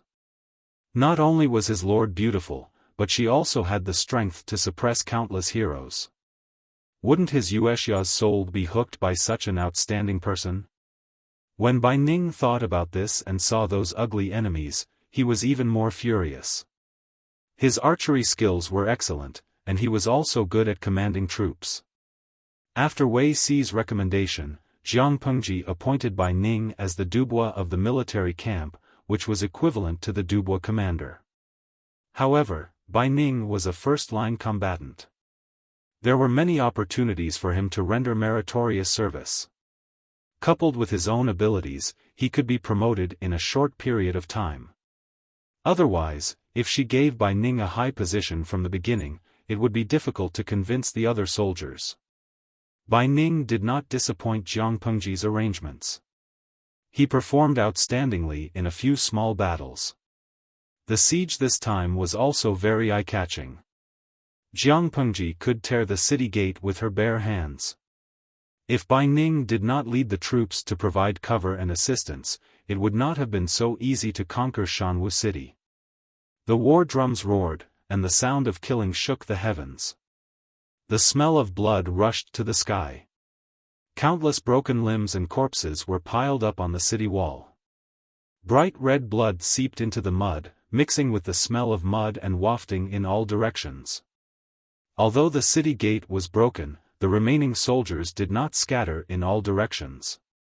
There were still some who stayed behind to resist. In the end, they were killed or captured. "You do have some skills," Jiang Pengji spat and swung the long sword in her hand in the air. The fresh blood on the blade was flung away, and the sword returned to its original white and shiny body. If it were an ordinary soldier, he would not have the slightest intention to resist in such a disadvantageous situation. He would have either surrendered or fled. The remaining soldiers in Shanwu City were stubborn. It was obvious that they were the last elite troops under Su Pei's command. Jiang Pengji did not let her men kill them all. Instead, she ordered them to kill those who could be captured and those who could not be captured. The three armies marched straight into Shanwu City. Before the sun completely sank below the horizon, the last line of defense in Shanwu City was broken. The night sky gradually darkened. The flames in Shanwu City grew brighter and brighter. The sky was dyed with an orange halo. Jiang Pengji glanced at it. The orange light reflected in her eyes. She suddenly guessed something. Su Xinzhao. Why? She murmured and sighed. Her murderous aura was completely restrained. She did not look as happy as before. Instead, she looked regretful. The audience was still chatting and chatting. Their relaxed mood made Jiang Pengji's heart sink. She did not have a deep friendship with Su Pei, but they had been brothers in the past. They were half friends. On the other side, Cheng Sun's face was covered in tears. He hugged a wooden bucket and fetched water from a water jar in an attempt to extinguish the fire. However, the main buildings in Shanwu City were made of wood. Coupled with the dry weather, the fire spread extremely fiercely. How could he extinguish it? There were only a few servants and soldiers fetching water to extinguish the fire. It was like trying to put out a burning cart of firewood with a cup of water. In the end, Cheng Sun made up his mind. He raised the wooden bucket filled with water above his head and poured the water on himself. He wet the thick blanket brought by his servant and draped it over his body. Then, he dashed into the sea of fire. The fire in the room was so strong that he choked and coughed. He could vaguely see a charred corpse on fire. He covered the charred corpse with a thick quilt and dragged it out without any mishap. My lord, why did you abandon Gong Luo?" The charred corpse was burnt beyond recognition. However, Cheng Sun could still recognize its identity at a glance. Chapter 1201. Cheng Yuan did not expect to see his elder brother under such circumstances. Cheng Sun knelt beside a charred corpse as if he had lost his soul. The surrounding wooden buildings were burnt to a crisp. "Eldest brother," Cheng Yuan called out tentatively, his eyes filled with suspicion and uncertainty. Because of the large age gap between the two brothers, Cheng Yuan's deepest impression of his elder brother was the figure of him studying hard under the window. Words like playful and lazy would never have anything to do with Cheng Sun. After Cheng Sun got married, he took his wife to another place to be an official. Cheng Yuan followed his father, so the two brothers did not have much contact. Even so, the two were closer than ordinary brothers of the gentry. Cheng Yuan also respected and admired his elder brother. After so many years, Cheng Yuan still wanted his elder brother to see how he had grown. The two brothers sat down to reminisce and chat about their daily lives. Unfortunately, the world made fools of people. Cheng Sun became an official to Su Bei, and Cheng Yuan worked for Jiang Pengji. The two brothers were enemies. When two tigers fought, one would definitely be injured. Su Bei had failed, and Cheng Sun was about to become a prisoner. Cheng Yuan was afraid that the soldiers would hurt Cheng Sun, so he hurried over. Perhaps he was luckier. Cheng Yuan did not take many detours before he found Cheng Sun. He ordered the soldiers to retreat and went straight forward to stand beside Cheng Sun. The air was filled with the strange smell of burnt flesh, along with the nauseating smell of blood and iron. Cheng Yuan's gaze shifted to the charred corpse. A bold idea crept into his heart. Eldest brother looked like this. Could this charred corpse be Su Bei?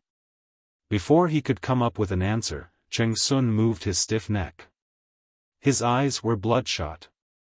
Gong Liao, I didn't expect you to come. Cheng Sun was still unwilling to accept reality, but Cheng Yuan's appearance caused his last line of defense to collapse. Cheng Yuan saw that his elder brother was in a bad mood and did not dare to speak, lest he triggered Cheng Sun's sensitive and fragile nerves. Without waiting for Cheng Yuan to speak, Cheng Sun laughed coldly and asked, "You want to bring people to capture me? I was afraid that the soldiers would be careless and offend you. That's why I hurried over. Even if I capture you, I won't allow them to hurt or humiliate you.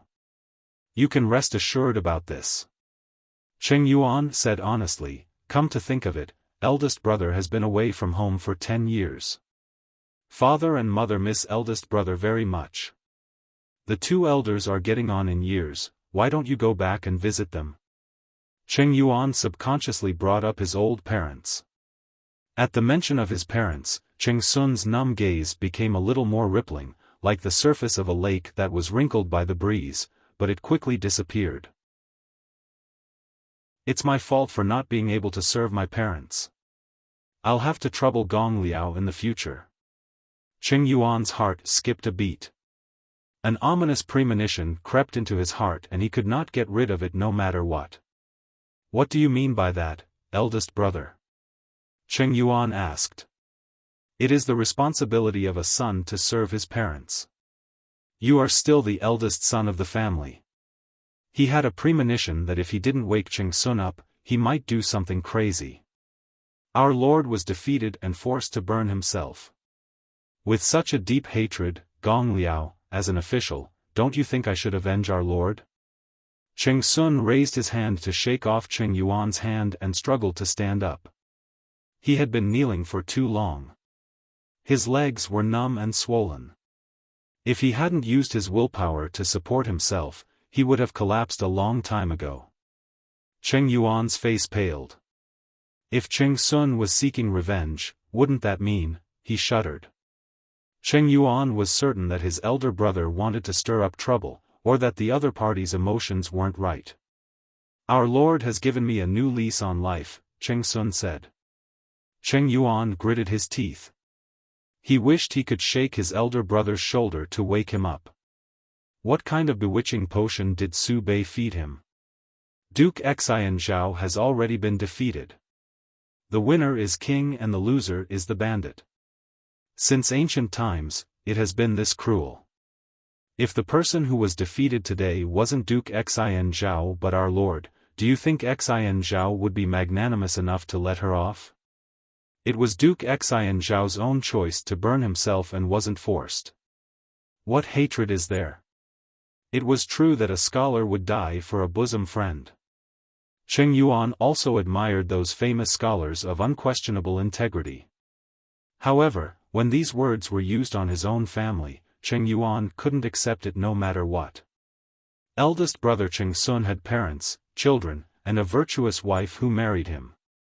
What right did Cheng Sun have to abandon everything and follow his former master without a second thought? Chaos had begun to appear in the 5 countries. There were 40 to 50 feudal lords of various sizes in Dongqing alone. Most of them didn't even cause a stir before they were swallowed up by the neighboring feudal lords. Su Bei was merely following their old path. His elder brother had only been serving under Su Bei for 3 to 4 years. Cheng Yuan didn't think much of Su Bei. Why did his elder brother become so stubborn? Cheng Sun laughed coldly, his words powerful and resonant.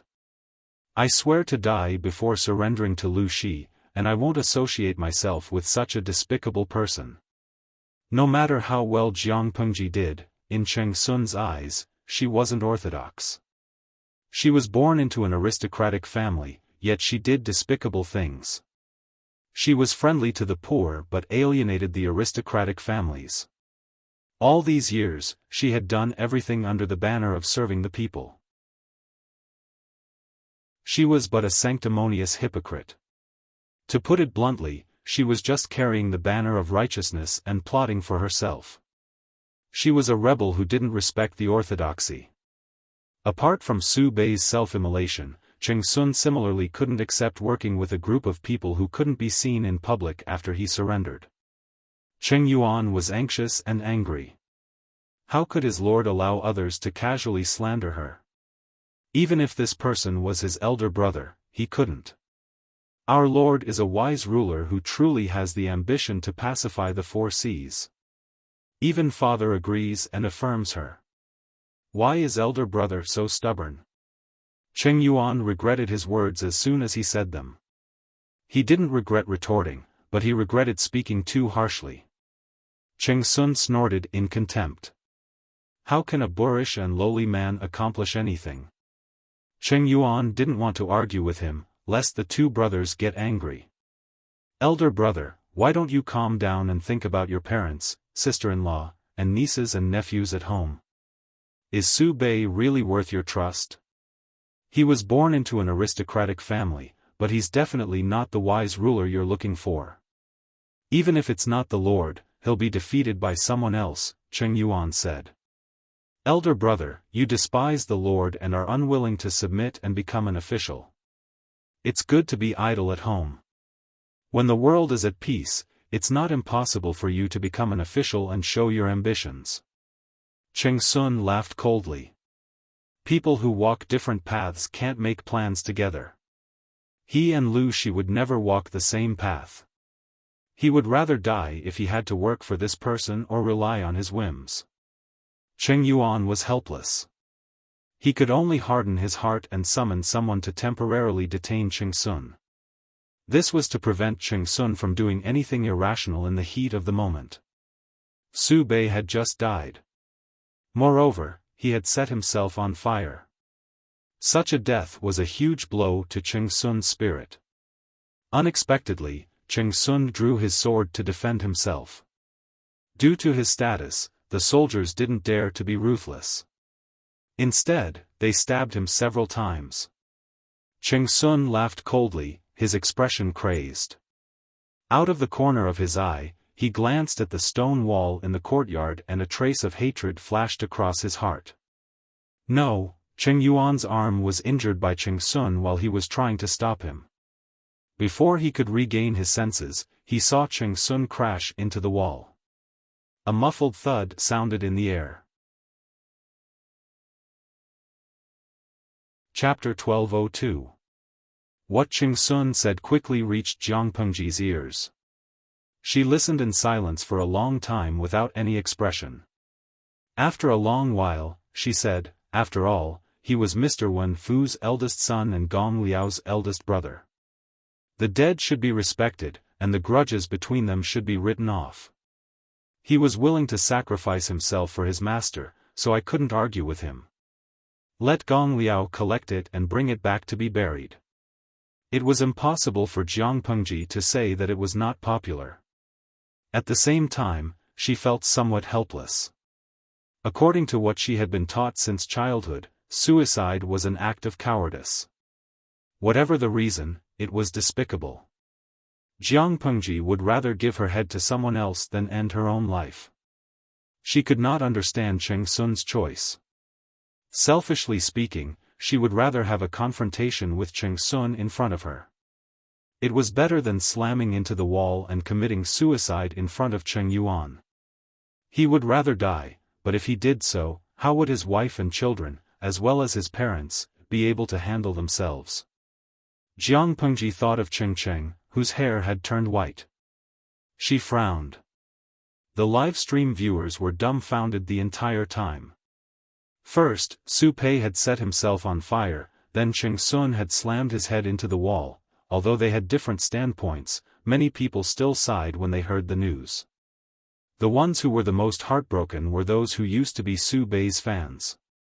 Back then, Su Bei was also a gentle and elegant gentleman who had garnered many fans.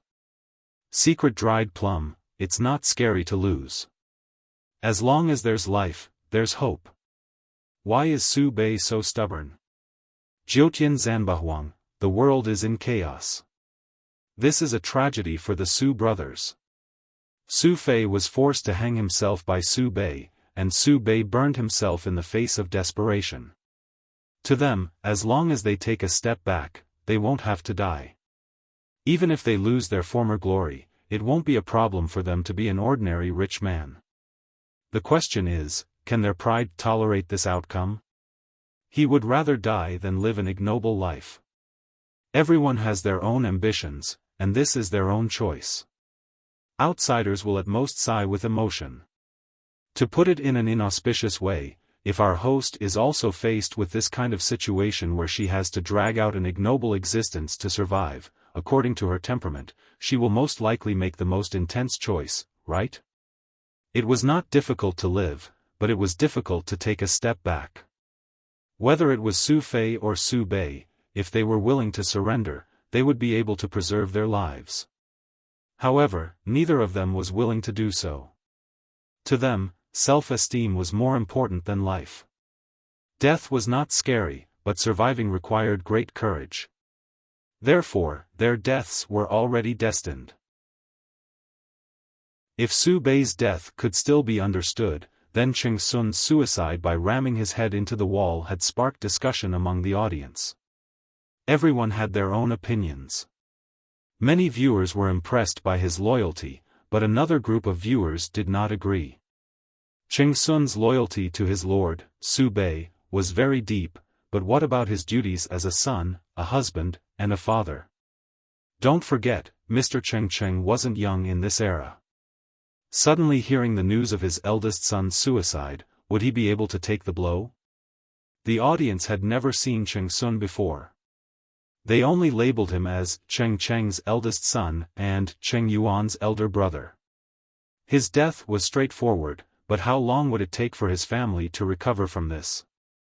If it was a conspiracy theory, would Cheng Sun's wife and children blame the streamer, Jiang Pengji? Just this thought alone made the audience's impression of Cheng Sun even worse. If it wasn't for the phrase, "the dead should be respected," Cheng Sun's name would probably be hung up and scolded by them. After conquering the Barbican, there were still many things that needed to be dealt with. As the Lord, Jiang Pengji could toss the trivial matters to her subordinates, but there were some things that she had to deal with personally, such as taking over Su Bei's family assets and recruiting talents who could still be used. Of course, ordinary people didn't need Jiang Pengji to deal with them. They didn't have that kind of power, but Han Yu was different. It's been many years.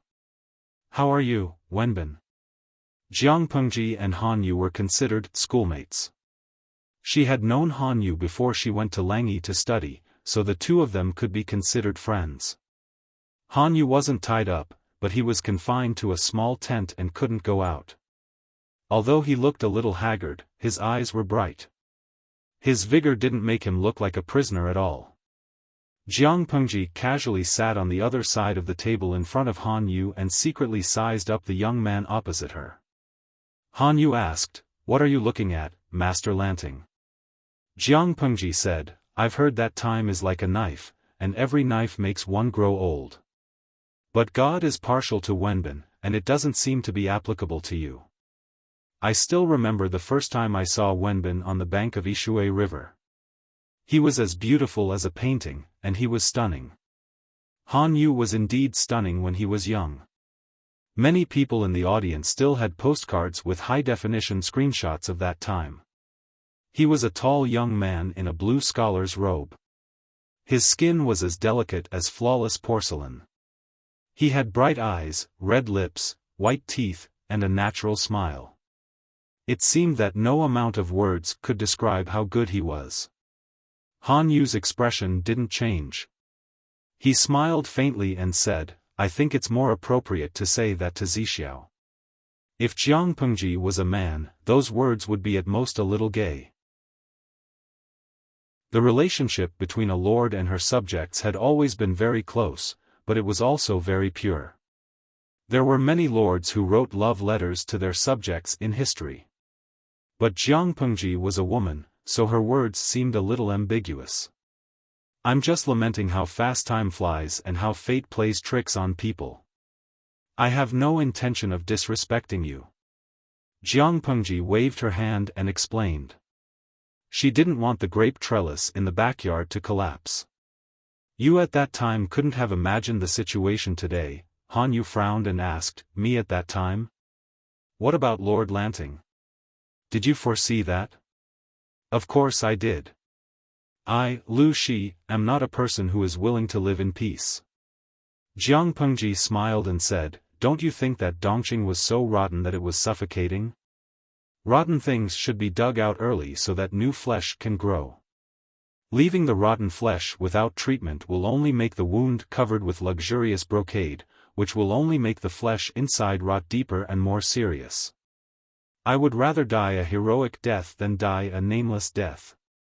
She had the genes to cause trouble in her veins. Rotten? Han Yu raised his eyebrows and asked calmly, where? Han Yu had analyzed Jiang Pengji many times, but he didn't give a detailed analysis. Only now that he was in close contact with her, he realized that the real Jiang Pengji was very different from the person he had imagined. The other lords would try to cover up their shame no matter how unbearable they were. But Jiang Pengji was straightforward and not afraid of slander. Was she not scheming at all, or was she too open? Now it seemed that it was the latter. Merits and demerits would be judged by later generations.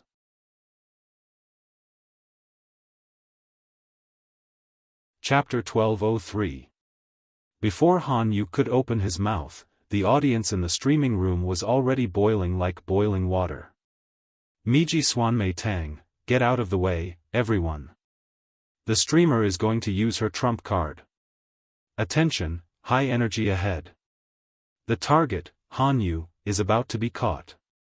Tudu Feiqiu, as a veteran in the streaming room, I have witnessed the streamer seducing all kinds of talents with my own eyes. Do you think I'm lucky enough to buy a lottery ticket?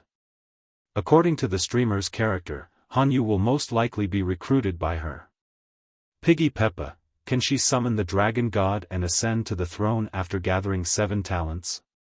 Gui Kai Guofengxiu, the streamer has been streaming for so many years. When has she ever failed to recruit talents? In Yuejia Zhuge Qinma, it's enough for you to be naughty for a while. Isn't it boring to be naughty for tens of thousands of times? I don't think it's that easy for the streamer to win Han Yu. The ancient people were different from the modern people. The ancient elites all had their own tempers and ambitions. They all had their own criteria for choosing their lord. If the streamer can't hit Han Yu's weak spot, how can she win his heart?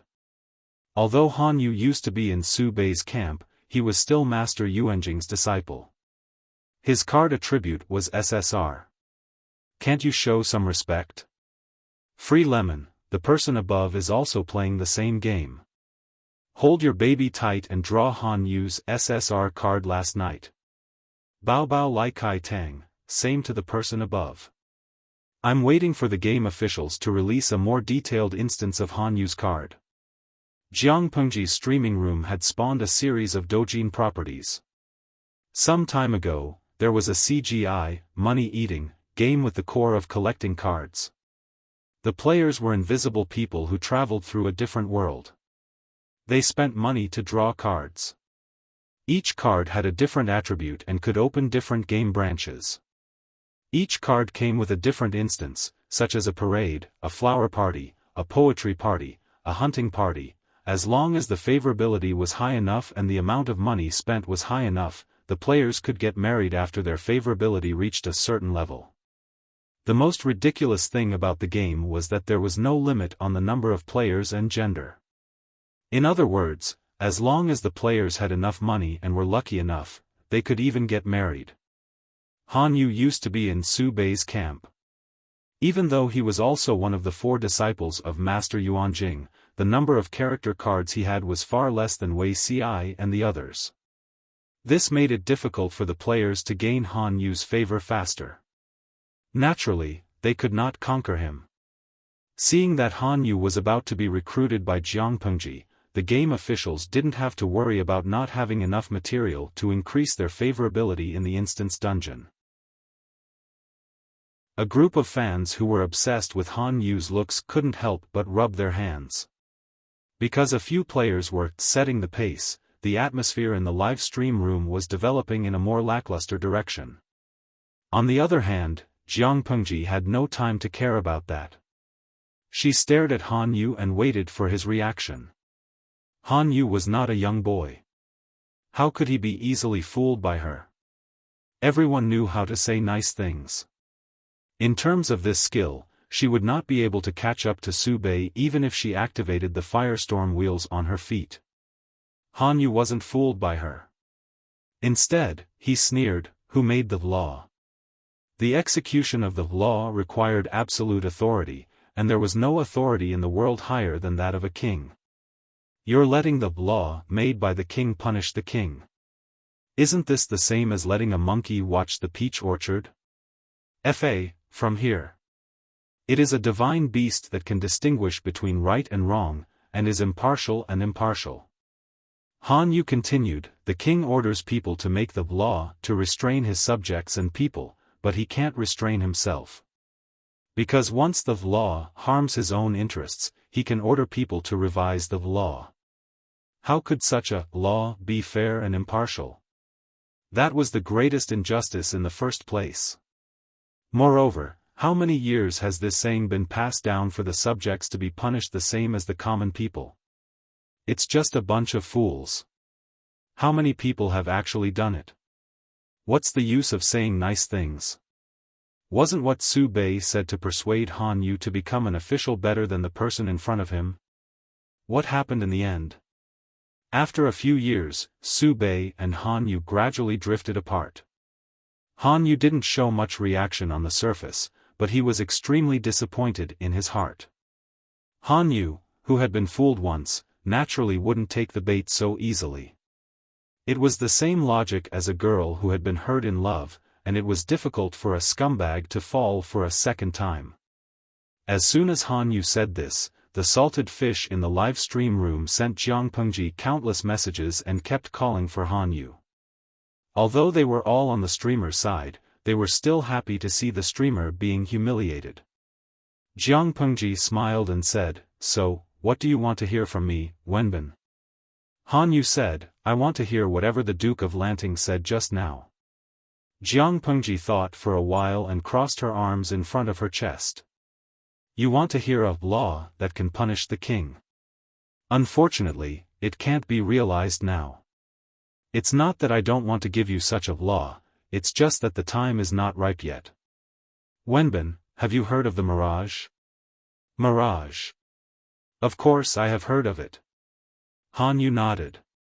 "Why did you say that the time is not ripe yet? Let me put it another way. When is the time considered ripe?" Jiang Pengji said, "In my opinion, there are 3 main aspects: land, people, and technology." Han Yu frowned as he listened. What Jiang Pengji said was far from what he wanted. She just said that she needed a law that could punish the king and regulate the people, but now she said that the time was not ripe yet. Wasn't she going back on her words? However, he still listened patiently. "How do you explain these 3 aspects?" Jiang Pengji scratched her head. She was born in the army and she was a genetic warrior who didn't pass the cultural test. She didn't like this kind of cultural test. But she was determined to get the person in front of her. If she couldn't get him, she would lose her face. It was okay to be despised and laughed at by others, but she would lose her face if she was laughed at by 850,000 people. Jiang Pengji said, "First, land. Whether it's the aristocratic families or the royal family, they seize and annex land for nothing but profit and the value of the land. When the value of the land is not enough to attract them, the land is no longer a fat piece of meat for them, but a bone that has been gnawed away. It's dispensable. However, land is the lifeblood of the people. It's the root of their food and clothing." Han Yu followed her train of thought and asked, "Is it possible?" "Of course it's possible." Jiang Pengji said, "Isn't it the same for merchants? Scholars, farmers, merchants, and merchants are lowly. They pursue profit by nature. They are all people who harm others for their own benefit. If we support them, the country will not be able to govern." Han Yu was a little disappointed. Could it be that he had expected too much from this person? Jiang Pengji shook her head and smiled. "No. Merchants pursue profit, but you can't deny that the prosperity of a place is inseparable from the merchants. This group is a double-edged sword. If used well, they can make two places exchange what they need, and even the poorest place can be full of vitality. Of course, supporting them is not without conditions. If we want to sharpen the merchants into the most powerful weapons, we can't do without the commercial law. Maybe the taxes that the merchants pay to the country are dozens or even hundreds of times higher than that of the farmers."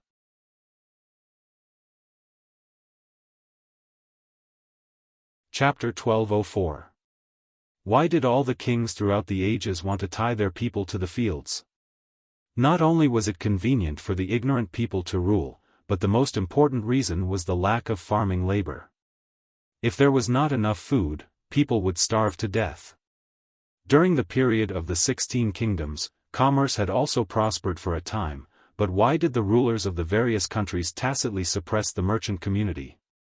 Wasn't it to let the merchants who had entered the trade return to their fields, and let those who hadn't entered the trade continue to be obedient farmers? Encouraging business development would cause big trouble sooner or later. Jiang Pengji smiled and asked, "Why does Wenbin think that the fields will be abandoned? What if one person could grow enough food to feed thousands of people? What if one person could easily cultivate hundreds of thousands of acres of land? When the time comes, there won't be a lack of people to farm, and the surplus young adults will naturally have to find another way out." Han Yu was furious at Jiang Pengji's words. If not for the fact that he was still a captive, he would have left in a huff. One person supporting thousands and tens of thousands? One person farming hundreds or thousands of mu of land? Wake up. You haven't woken up from your daydream. Han Yu felt that Su Bei wasn't the kind of person who didn't know how to distinguish between food and water. Compared to the person in front of him, Su Bei was much more intelligent. At the very least, Su Bei wouldn't spout nonsense that was even more absurd than, "Why don't you eat minced meat?" Jiang Pengji didn't seem to notice Han Yu's pale face. She said, "I know you think what I said is ridiculous, but Wenbin, never limit your imagination. What you think is absurd may not necessarily be non-existent. What I am talking about is the future." Han Yu sneered and changed the topic in a stiff tone. "What's the second?" "The second is the common people. There's nothing much to say about the specifics, but it can be summed up in 4 words, awakening the wisdom of the people. You also know that the valuable books are almost monopolized by the landowning families. It is no different from a fantasy for the common people to want to study and learn to read. If they don't have special opportunities, they can only recognize 2 words at most. It is impossible for them to reach the level of great talent. If one day, ordinary people can afford to buy books and go to the academy, it won't be long before the wisdom of the people is awakened." Jiang Pengji followed Han Yu's advice and said, "Of course, according to Wenbin's idea, if everyone studies, no one would be willing to be a farmer with his back to the sky. Then the fields will be wasted." The corner of Han Yu's mouth and the tip of his eyebrows twitched. Wasn't the guy in front of him saying so much to recruit him? Was this a recruitment or a feud? Insulting him to his face, was this really a man of character? Han Yu snorted coldly and did not comment. However, he had nothing to complain about Jiang Pengji's explanation of the common people. Whether it was the establishment of the Golden Scale Pavilion or the Golden Scale Academy, or even the exploration of a new educational model, these were all the sincerity that she had displayed. She used her actions to fulfill her promise of enlightening the people. There was nothing to be picky about. Jiang Pengji continued, but to put it bluntly, once the people are enlightened, the country will welcome a revolution. Since ancient times, the emperors had always said that they wanted to enlighten the people, but in reality, none of them really wanted the people to be enlightened.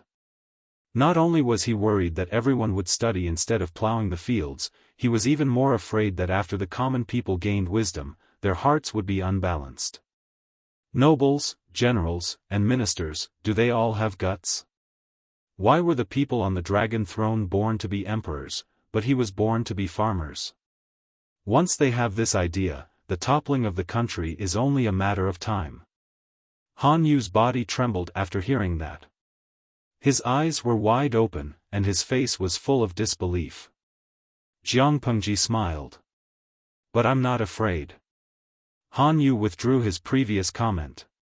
How could a person with such insight be a little naive person who did not know how to do physical work and could not distinguish between the 5 grains? Everyone loves power, but is it really that tempting? Jiang Pengji sneered with disdain. Unifying the world and ascending the throne are my tasks to achieve my goals, but it is not my ultimate goal. Enlightening the people is just a part of the plan. I'm not afraid that the people will overthrow the dynasty. Because the outdated products that are not suitable for the times should be eliminated.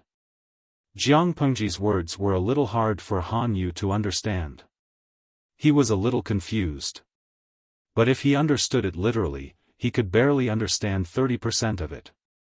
Jiang Pengji said, the above 2 points can't be separated from the third point, technology. Technology? What is it? Han Yu was confused. There was no such word in this era. He had never heard of it. Jiang Pengji simply used a word that Han Yu could understand to describe it. It is similar to the study of things to gain knowledge, but they are different. Han Yu frowned and listened carefully. At that moment, he forgot to find fault with her. The method of technology is the star-encompassing nature. Irrigation and water conservancy can be called technology, and so can natural craftsmanship. It is the combination of skills and theories. Jiang Pengji continued, I just said that one person can support thousands of people and cultivate hundreds of thousands of acres of land. I didn't make it up. If technology is sufficient, it will be realized. When the land, the people, and technology reach the level I mentioned, the revolution will come. That is the time when the law will come. The power of the king is lower than the law, and the king is more afraid of the law. The gentry and nobles are no longer unreachable, and the people can punish their mistakes with the law. That is in the future, not now. Han Yu's face turned pale as he listened to Jiang Pengji's last words. Jiang Pengji said, I know what Wenbin is pursuing. I can understand it. But Wenbin, you have to ask yourself. Is this a good time to put the law in your heart into practice? Even if I support you with all my strength, the gentry and nobles will not spare you. If you fail, your law will naturally become a piece of paper. It is like a mirage. You can see the shadow with your eyes, but you can't touch the real thing with your hands. It was not hard to imagine how Han Yu felt when his law was denied by Jiang Pengji. He said angrily, How eloquent you are, Master Lanting. Are you trying to flatter me? Han Yu's law was different from the law of the legalists. The law he wanted was true justice and no special privileges were allowed. Jiang Pengji reached out her hand to him. Han Yu was stunned. You can't realize it now, but you can lay the foundation for those who can. That is the inheritance. Jiang Pengji said, I will never be able to achieve what I want in this life because it will take too long to realize it. However, I can pass on this ambition to my successor. Isn't it because the withered leaves of the old trees nourish the soil? Wenbin, your ambition is unbearable in this era. If you are not careful. No, I should say that there is no suspense. If you try to realize it, you will die without a whole corpse. Han Yu said, if I can be martyred, my life will not be in vain. Isn't the original intention of pursuing law to bring peace to the world with law? The time is not ripe yet. What you do will only cause turmoil. Isn't that putting the cart before the horse? Jiang Pengji said, the path of law is broad and profound. You may not be able to see all of it even if you spend your whole life. Isn't it better to be down to earth and take one step at a time? Ideals and reality are always different. Han Yu was silent. He thought that Jiang Pengji was naive, but now he realized that he was the naive one. I have one more question. Can you answer it, Master Lanting? Jiang Pengji said, go ahead. Han Yu said, I rarely discuss with others. Few people know about it. How do you know about it? Jiang Pengji was speechless. Ah, I can't hide it anymore. Chapter 1205. Before Jiang Pengji betrayed Wei Xi, Han Yu smiled knowingly. He said in a declarative tone, it should be Zixiao, right? I can't think of a second candidate other than him. Jiang Pengji said embarrassedly, Zixiao did remind me that if I want to recruit you, it's better to deal with the problem. Han Yu was speechless. The scene was very awkward, as if 2 or 3 fallen leaves were blown by the autumn wind. Jingqi Bai, streamer, destined to be alone. Xianyuan Mingjing, streamer, single dog. The idol audience's daily routine was to criticize Jiang Pengji. If they did not criticize her for a day, they would feel uncomfortable. If criticizing others was also a kind of love, their love for Jiang Pengji was absolutely true. Beating was a sign of affection, scolding was a sign of love. If they loved her, they would criticize her. Thus, Jiang Pengji saw the screen full of mockery. Can't be cooked Xiaimaran, you betrayed me and still want to cook me. Heartless woman, you can spend the rest of your life with your right hand.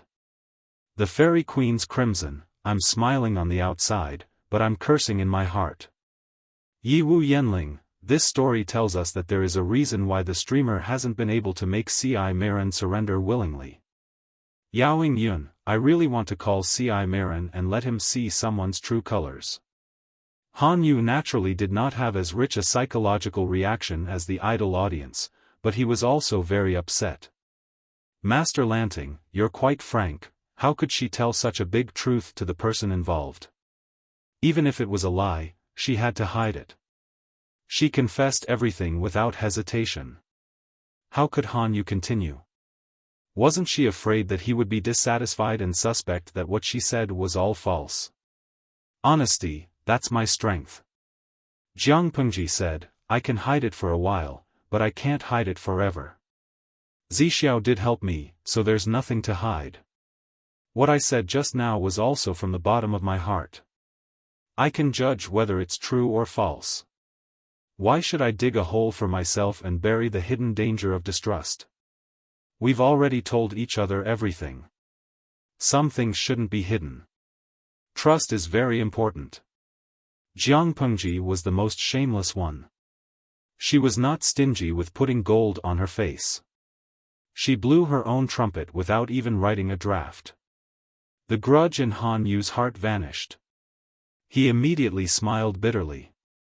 He finally understood why Su Bei had lost to this woman before him.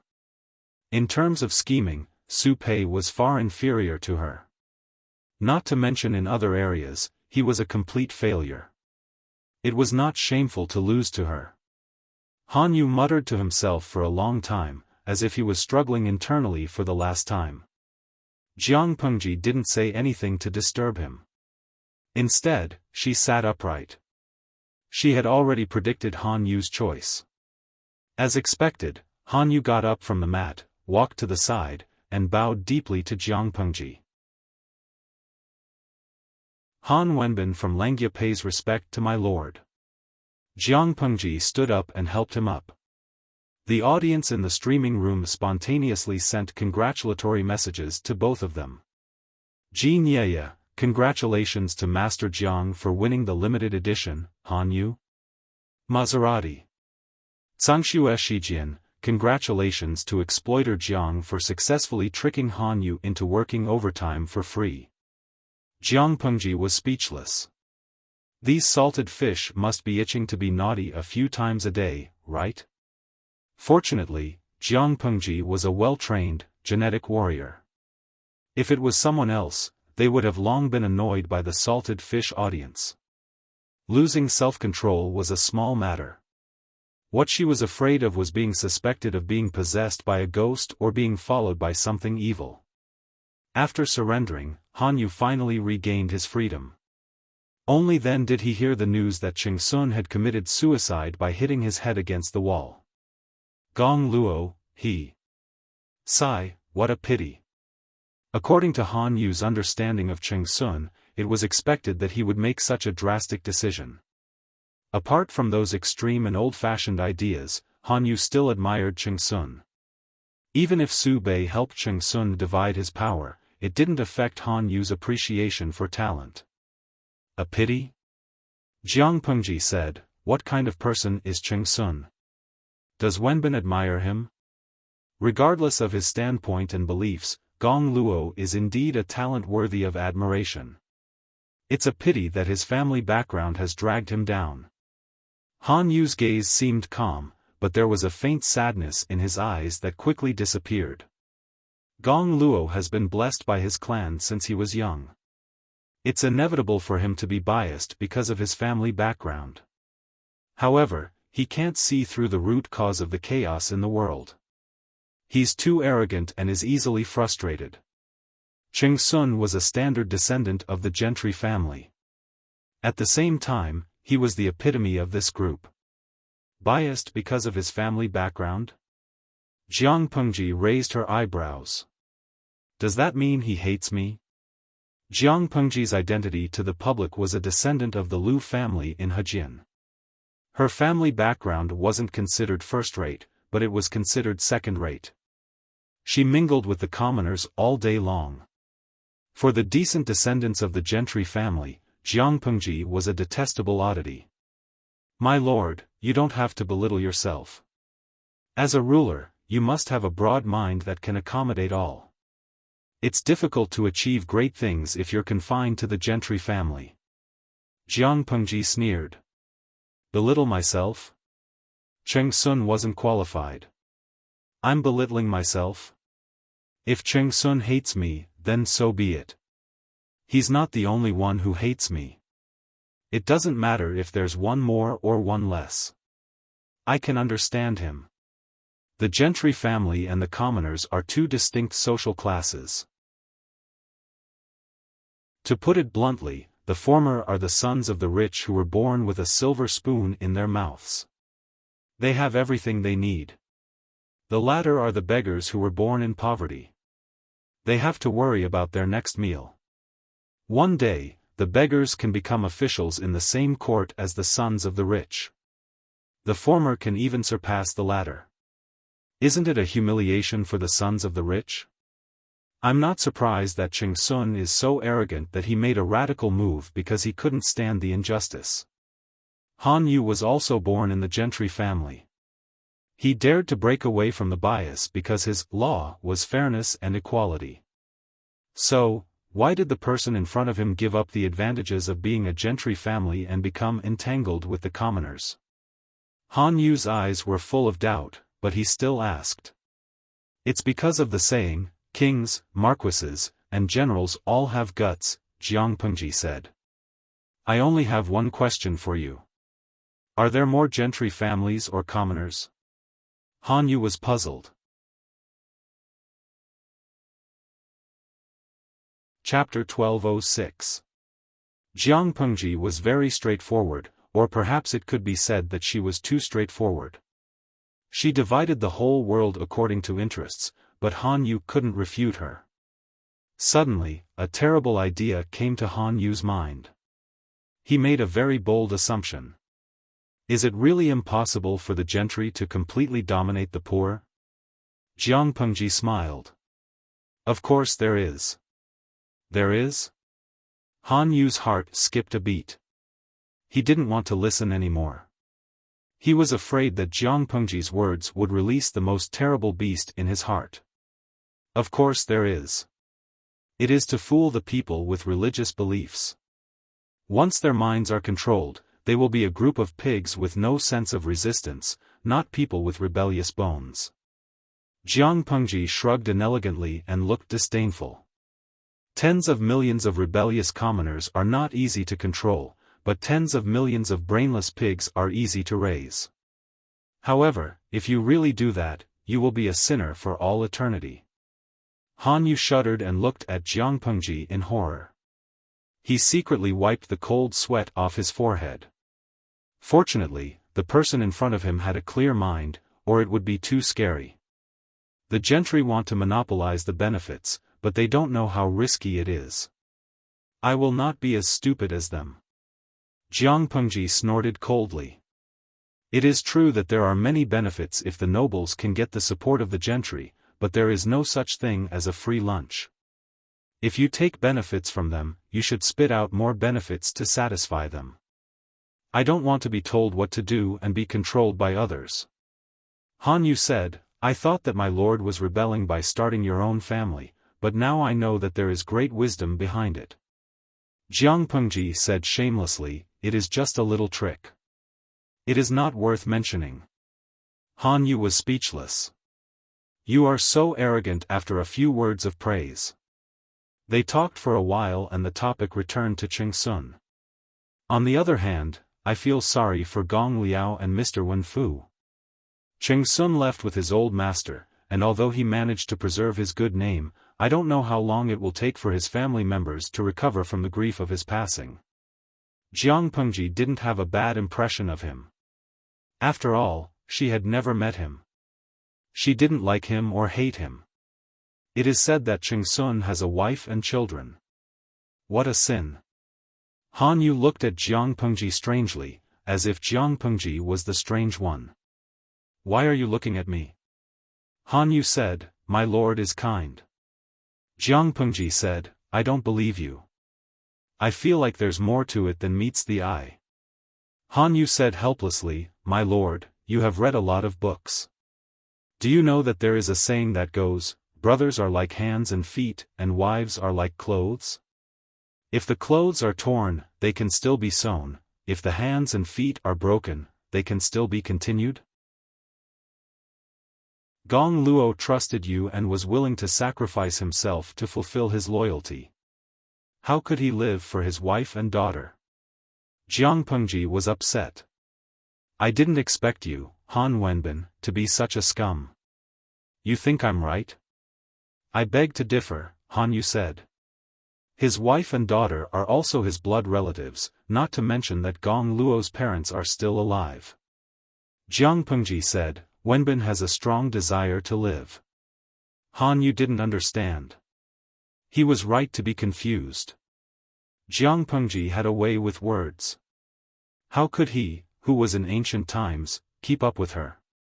This pair of newly minted ministers had a pleasant conversation, and in the eyes of outsiders, they seemed to be on good terms. Only the two of them knew how it felt. Wei Ci was relieved when he saw Han Yu appear behind Jiang Pengji. At the same time, he felt that he had expected it. No matter in the previous life or this life, Han Yu was destined to be under the Lord's command. He sincerely hoped that the two of them could have a good ending in this life. Han Yu didn't have to end his life by swallowing gold and write a 10,000-word letter of apology before he died. Wei Ci didn't see the contents of the letter, but Han Yu also wrote a letter to his old friend before he committed suicide. Wei Ci understood most of the twists and turns in the letter. At that time, the emperor was seriously ill. However, the political situation was not stable. She had to deal with the government affairs even though she was ill. She didn't dare to relax for even a moment. Although Han Yu's suicide was for the emperor's good, it was also a huge blow to the emperor. Han Yu's wife was born in a noble family. She was intimate with her mother's family behind Han Yu's back and conspired against the emperor. Han Yu stayed in the government office all year round to revise and compile laws. Sometimes, he would go on business trips to collect case files from various places. As a middle-aged man who didn't stay at home all year round, Han Yu didn't pay attention to what was going on in the backyard. After the rebellion failed, Fu Wang led the troops to raid the residences of the offending officials. Han Yu was also involved because of his wife. Han Yu didn't participate in it, but his wife used his name and some of her connections.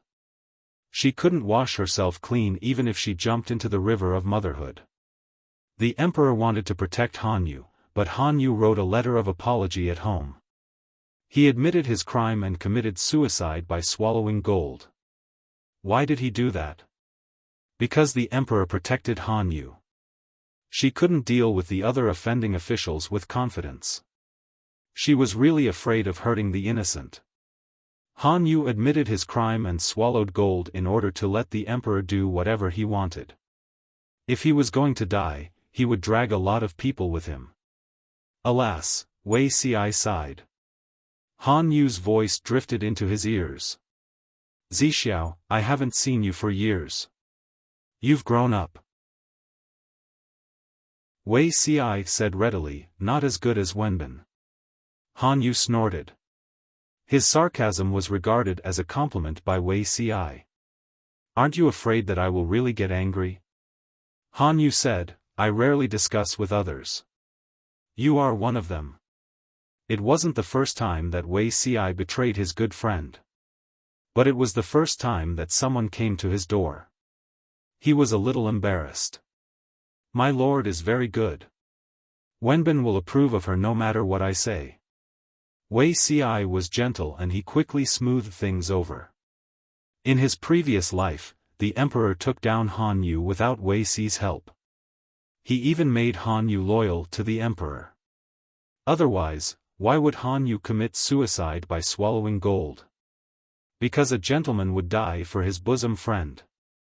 Han Yu was speechless. He had finally seen the power of a brainless fan. But, Han Yu nodded. She is indeed very good. Wuxia agreed. The two talked in a low voice. As they chatted, Wuxia changed the topic to his family. Wuxia mocked himself for being alone at the age of 30. At the same time, he complimented Han Yu for having a beautiful wife and a son and a daughter. Han Yu didn't think there was anything wrong with the topic. Wuxia soon got the information he wanted. His heart sank. Han Yu caught the emotion that flashed in his eyes. Han Yu asked, is there something wrong? After all, they were from the same sect. Han Yu naturally knew that Wuxia was a fraud. The key was that this fraud was not a liar who talked nonsense. He was a real talent.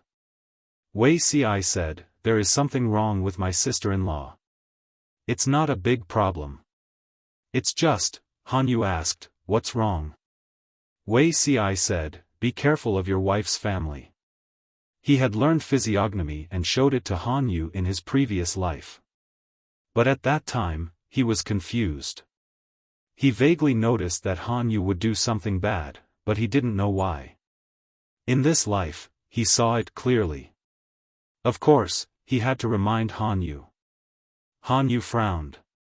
He turned to Jiangpengji, but he didn't think about his wife's family. But, is it a big problem? Wuxia said, it concerns your family's life. One mistake and you will die. It's never a bad thing to be careful.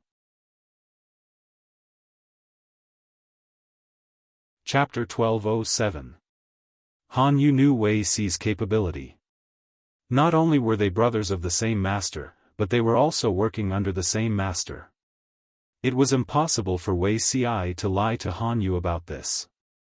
If he dared to say it so straightforwardly, then the seriousness of the matter would only be more serious than what Wei Ci had said. Han Yu's mood was a little complicated when he suddenly learned about this. Zixiao, are you able to see more details? Han Yu deliberately lowered his voice, looking solemn and worried. My lord has a 9-5 life. Within 10 years, she will definitely. Wei Ci pointed to the sky. In order to be more persuasive, he even dragged Master Yuanjing into the matter. My teacher has also read my lord's fortune before. At that time, he said that her entire body was full of purple energy. Now that the situation in Dongqing was becoming clearer and clearer, and the lord had that intention, establishing a country and ascending to the throne was already a done deal. Your misfortune should have something to do with the factional struggles after the founding of the country. What Wei Ci said was not nonsense. Master Yuanjing could indeed see the purple aura on Jiang Pengji. After all, Master Yuanjing, Master Liaochen, and Immortal Liuru were experts who had cheats. It was easy for them to see the purple gas. However, they could at most see who had the purple aura on them. They could not clearly determine who was the one who had the last laugh. Wei Ci was a person who had been reborn. He could answer questions like who the next emperor would be with his eyes closed. In order to fool Han Yu, Wei Ci cleverly blurred out the key points and used Master Yuanjing to increase his credibility. Han Yu didn't doubt him at all. Han Yu frowned subconsciously. Factional strife after the founding of the nation? He didn't like the intrigue in the imperial court. In fact, he hated it to the core. According to his temperament, if there really was a factional struggle, he would stay far away from it. Why would he take the initiative to get involved? Thinking of what Wei Ci had said earlier, be careful of your wife's family, for fear of the villains, a clear line of thought appeared in her mind, and the fog in front of her was finally dispelled. Han Yu vaguely guessed what the so-called factional dispute was all about. With vigilance, it would be much easier to guard against them. Han Yu said, "Thank you for your warning, Zixiao." Wei Ci smiled and said, "You and I are from the same sect, why do you need to thank me?" Not knowing what Wei Ci said wrong, Han Yu frowned. "I don't know much about my lord. There's something I'm not sure if I should pay attention to." Han Yu said awkwardly, "Do we have to avoid arousing suspicion in private?" Wei Ci was stunned. Avoid arousing suspicion? What was there to avoid? Since they were on the same side, why would they need to avoid suspicion? Han Yu said, "You and I are both master's students. Yang Si is master's adopted son. Do you think, if it weren't for Wei Ci's reminder, Han Yu wouldn't have thought about it?" From a standpoint, Han Yu, Wei Ci, and Yang Si were naturally allies. Wei Ci was a little slow in reacting. He laughed involuntarily and said, "Wenbin is not a person who does not distinguish between public and private affairs. My lord is also not someone who likes to be overly suspicious. You and I have a pure friendship between gentlemen.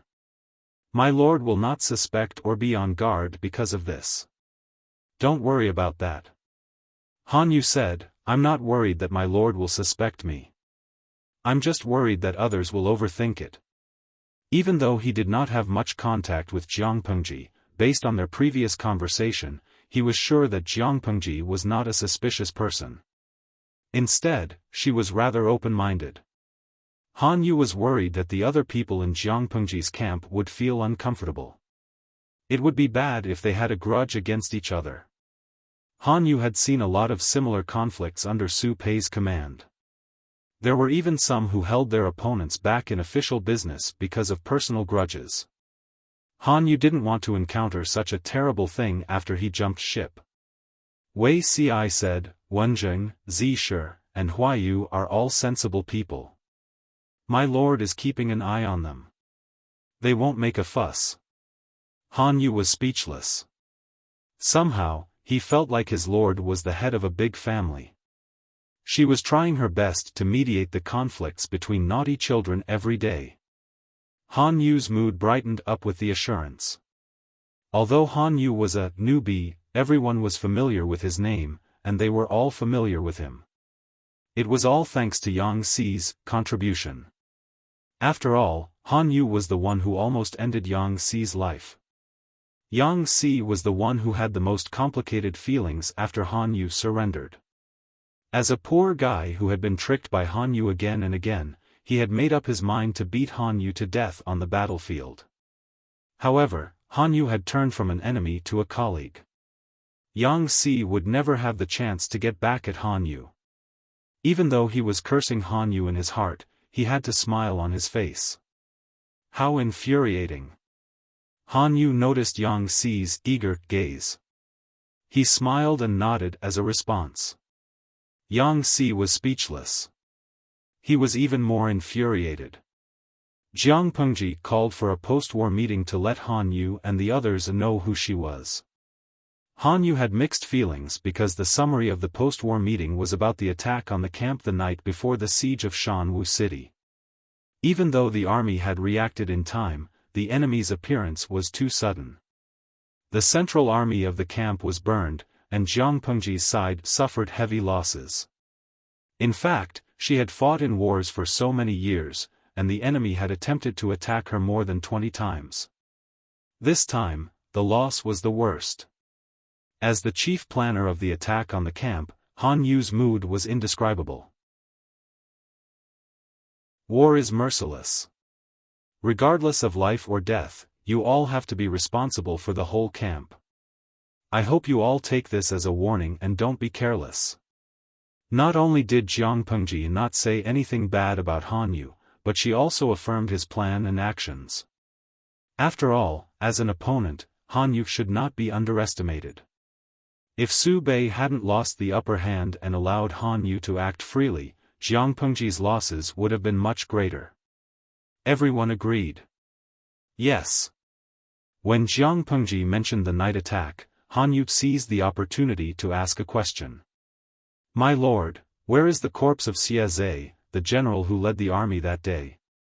Han Yu asked himself if he had let down his old master, Su Bei, but he owed Xie Zhe a little. If it was possible, he hoped to keep his corpse intact.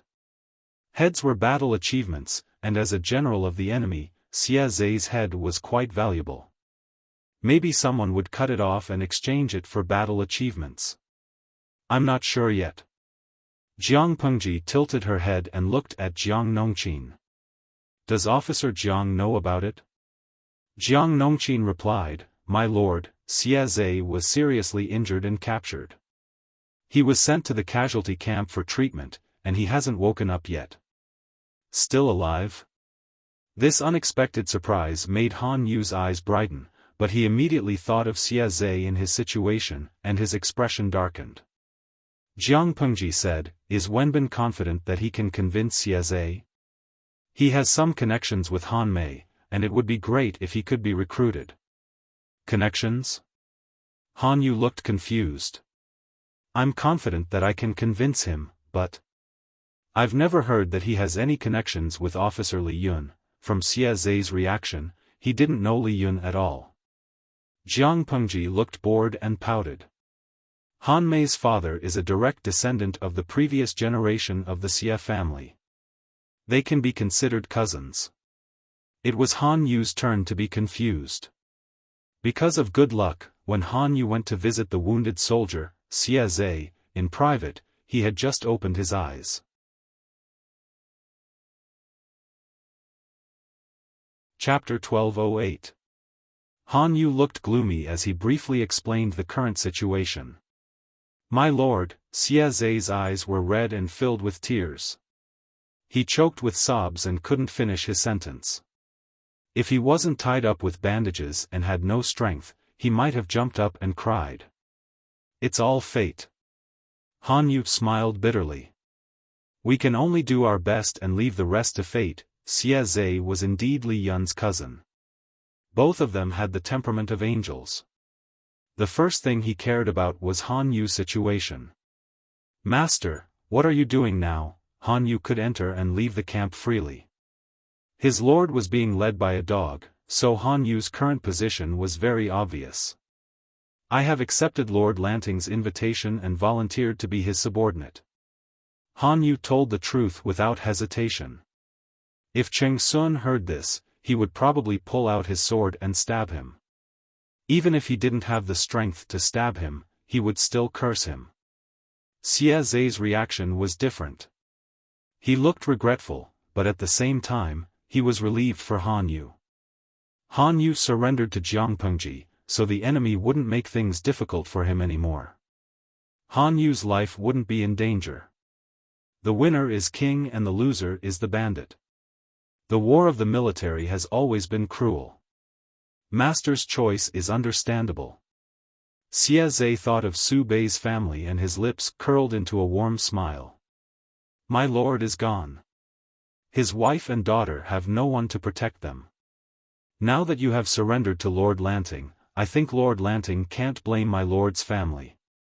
Not only can he not blame her, but he also has to take good care of her. My lord's children are still young and shouldn't be a hindrance to her. Master, please spend some effort in teaching them. When they grow up, they will be able to support the family again and bring glory to the family. If that's the case, my lord will be very pleased to see them in the afterlife. Xia Zhe wasn't being morally blackmailed. He was doing it for Han Yu's own good. Han Yu was Su Bei's old subordinate. This label would follow him for the rest of his life. Whether he was willing to surrender to Jiang Pengji or not, he had to take care of Su Bei's family to prevent others from criticizing him for being heartless. Of course, Xia Zhe's worry was unnecessary. After all, Han Yu had already promised Su Bei. Even so, Xia Zhe's kindness warmed Han Yu's heart. I know. Han Yu changed the topic and asked Xia Zhe directly, Captain Xia is so considerate of me. Have you thought about yourself? Xia Zhe was seriously injured and captured. At this moment, he was still wrapped up like a mummy and unable to move. He had just returned from the gates of hell. He couldn't possibly be thinking of crawling back, right? Xia Zhe should also think for himself. Han Yu's question stunned Xia Zhe. He stared blankly at the top of the tent and didn't speak for a long time. Mister, are you here to persuade me to submit? Han Yu nodded. Xia was a straightforward person. If Han Yu had schemed against him, Xia would have felt guilty about it. The Duke of Lanting is a broad-minded woman with a generous heart. Xia Zhe didn't get too worked up. Instead, he smiled bitterly. That night, during the attack, Xia Zhe had the intention of taking Jiang Pengji's life. Li Yun had accidentally exposed her identity, and Xia Zhe had risked everything to kill him. In such a situation, not only did this person not kill him or vent his anger by humiliating him, but he also hinted Han Yu to recruit him. Xia Zhe said, Mister, do you also think that I should submit? I can't make the decision for you. Whether to submit or not depends on Captain Xia's decision. Han Yu added, it is said that Captain Xia is the cousin of Li Yun, a general under the command of the Duke of Lanting. You are also from the Xia family. Even if you don't want to submit, she won't make things difficult for you. Little did he know that Han Yu's words were like a landmine that blew up Xia Zhe. His round eyes were wide open, and his eyes were filled with fear. What cousin? Xia Zhe was so scared that he almost tore his wound. Don't scare me. Seeing Xia Zhe's reaction, Han Yu was sure that he really didn't know, but Jiang Pengji couldn't lie. So, Han Yu said calmly, just now, the Duke of Lanting said that Li Yun's father was a direct descendant of the Xia family. You are cousins. Xia Zhe was so scared that his eyes were wide open. He was already like a mummy, but now he was even more stiff. How could it be? Xia Zhe mumbled, a frightened expression on his face. Han Yu asked, what's impossible? Xia Zhe recovered after a while and said with a bitter smile, you must have heard about it, right? Because of something that happened more than 20 years ago, the entire Xia family has been keeping a low profile. They rarely participate in the court affairs. Most of the children who are officials in the court are also doing nothing. Han Yu nodded. I've heard about it. Although he wasn't born in a big family, he had connections in the family. Before the fall of Dongqing, the house of Han and the Count of Zhenbei were related by marriage. Of course, he had heard the gossip about the Xia family, but he didn't know the reason why the Xia family suddenly retired. Could it be that it had something to do with Li Yun's father? Xia Zhe said, I can't tell you the details, but it has something to do with Xia Qian, the eldest son of the direct descendant of the previous generation. Xia Qian?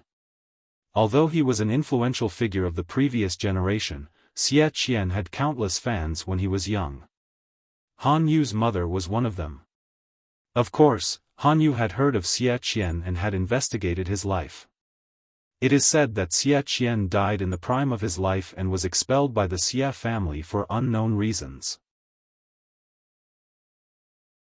Xia Zhe said, it was said that he died in the prime of his life, but grandfather and father didn't believe that he died just like that.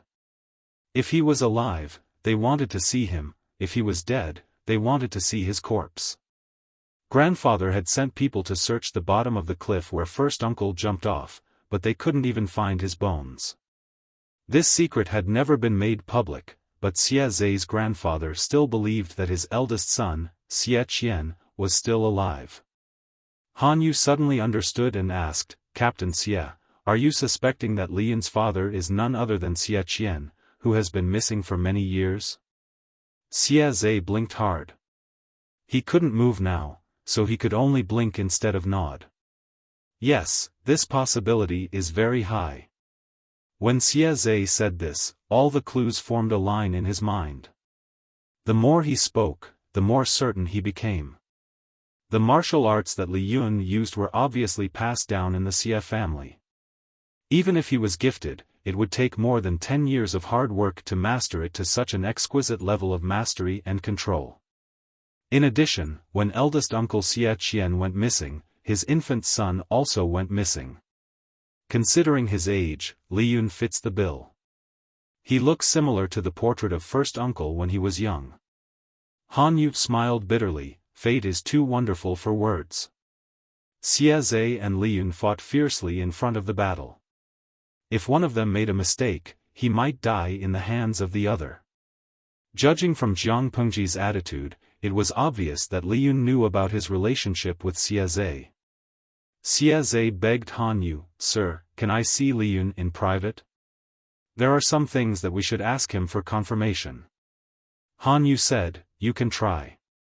Thank you.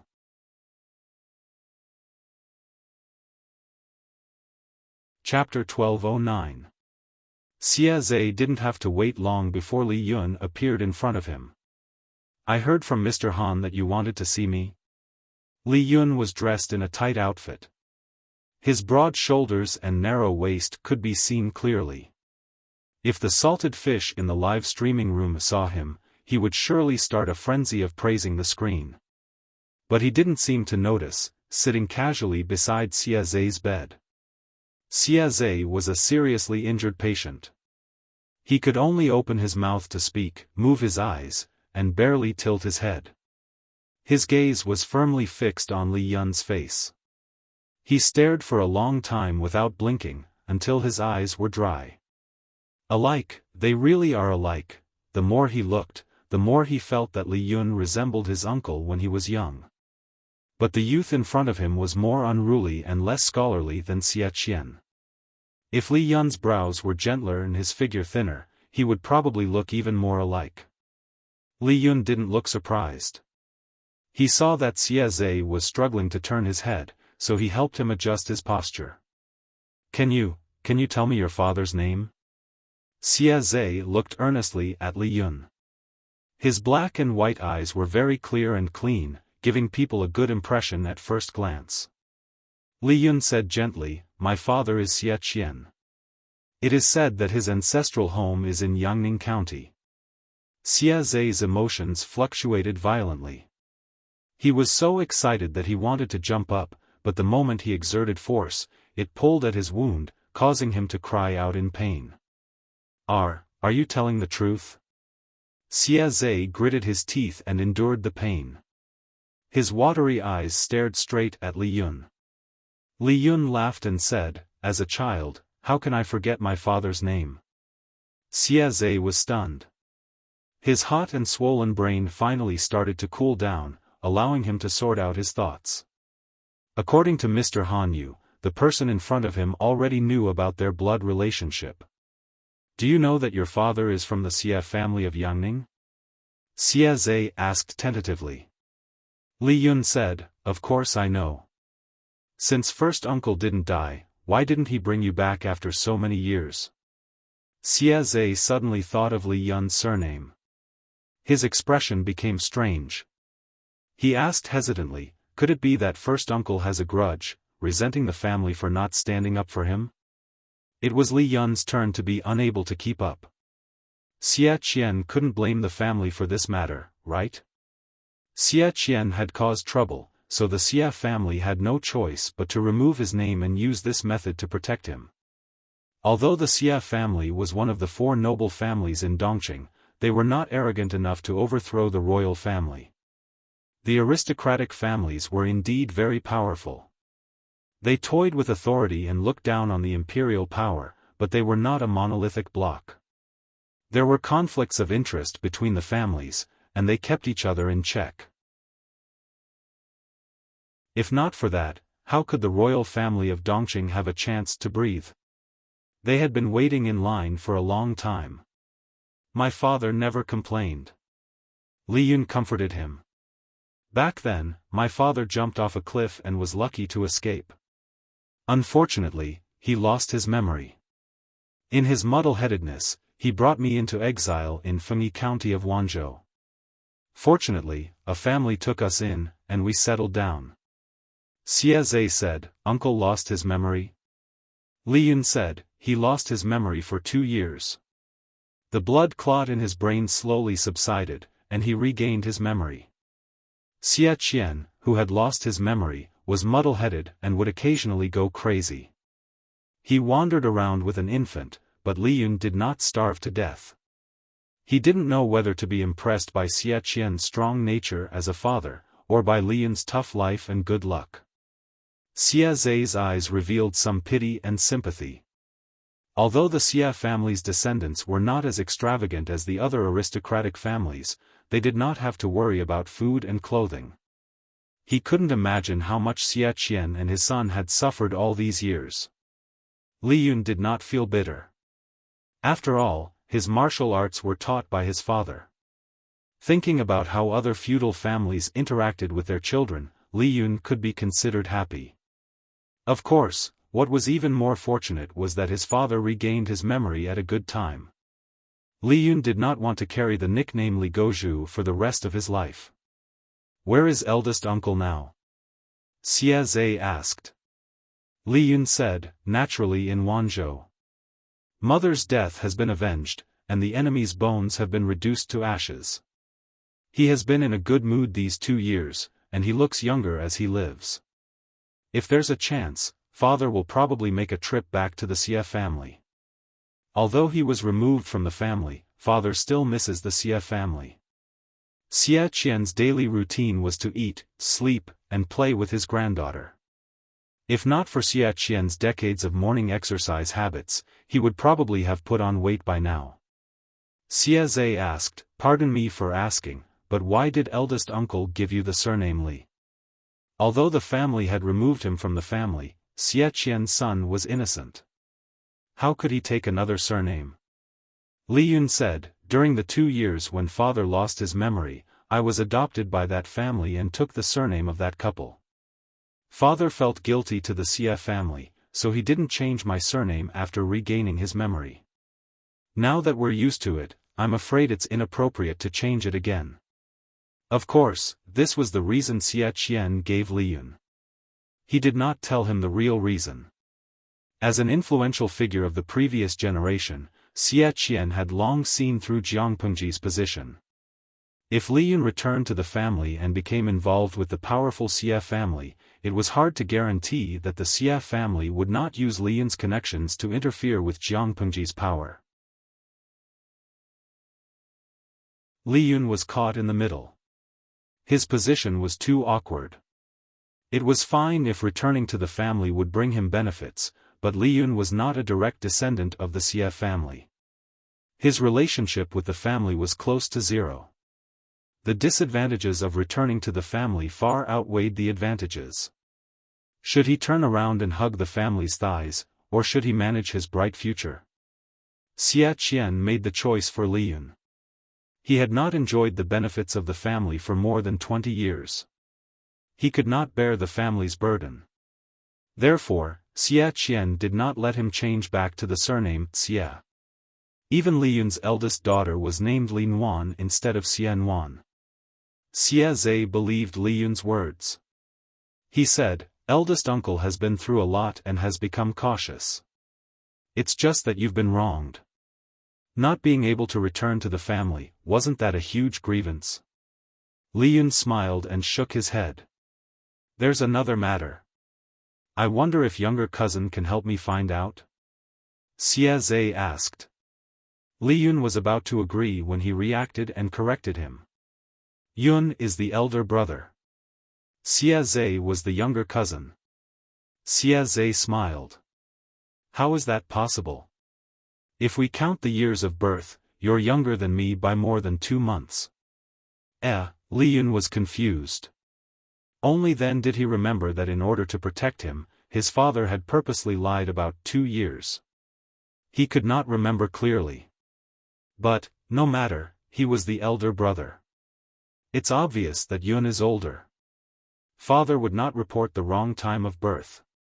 Xia Zhe was injured. He had spoken for so long and his energy was almost depleted. He did not have the energy to argue with Li Yun. He vaguely skipped the question and said, "My family is still in Zhe County, but a while ago, Zhe County fell into the hands of the Duke of Lanting." Li Yun said, "My lord is benevolent.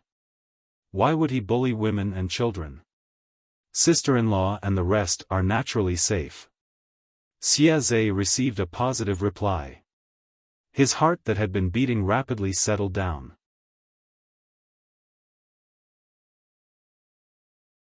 Chapter 12:10. Although he didn't say it explicitly, Xia Zhe's intentions were clear. Li Yun naturally welcomed him. It wasn't difficult to recruit Xia Zhe.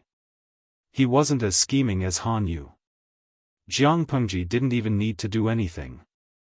Because Xia Zhe had expressed his intention to submit, the medical soldiers taking care of him were more cautious and attentive than before.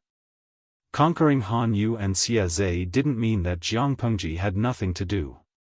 Her ally, Yang Tao, had contributed a lot in defeating Su Bei and repelling Huang Song.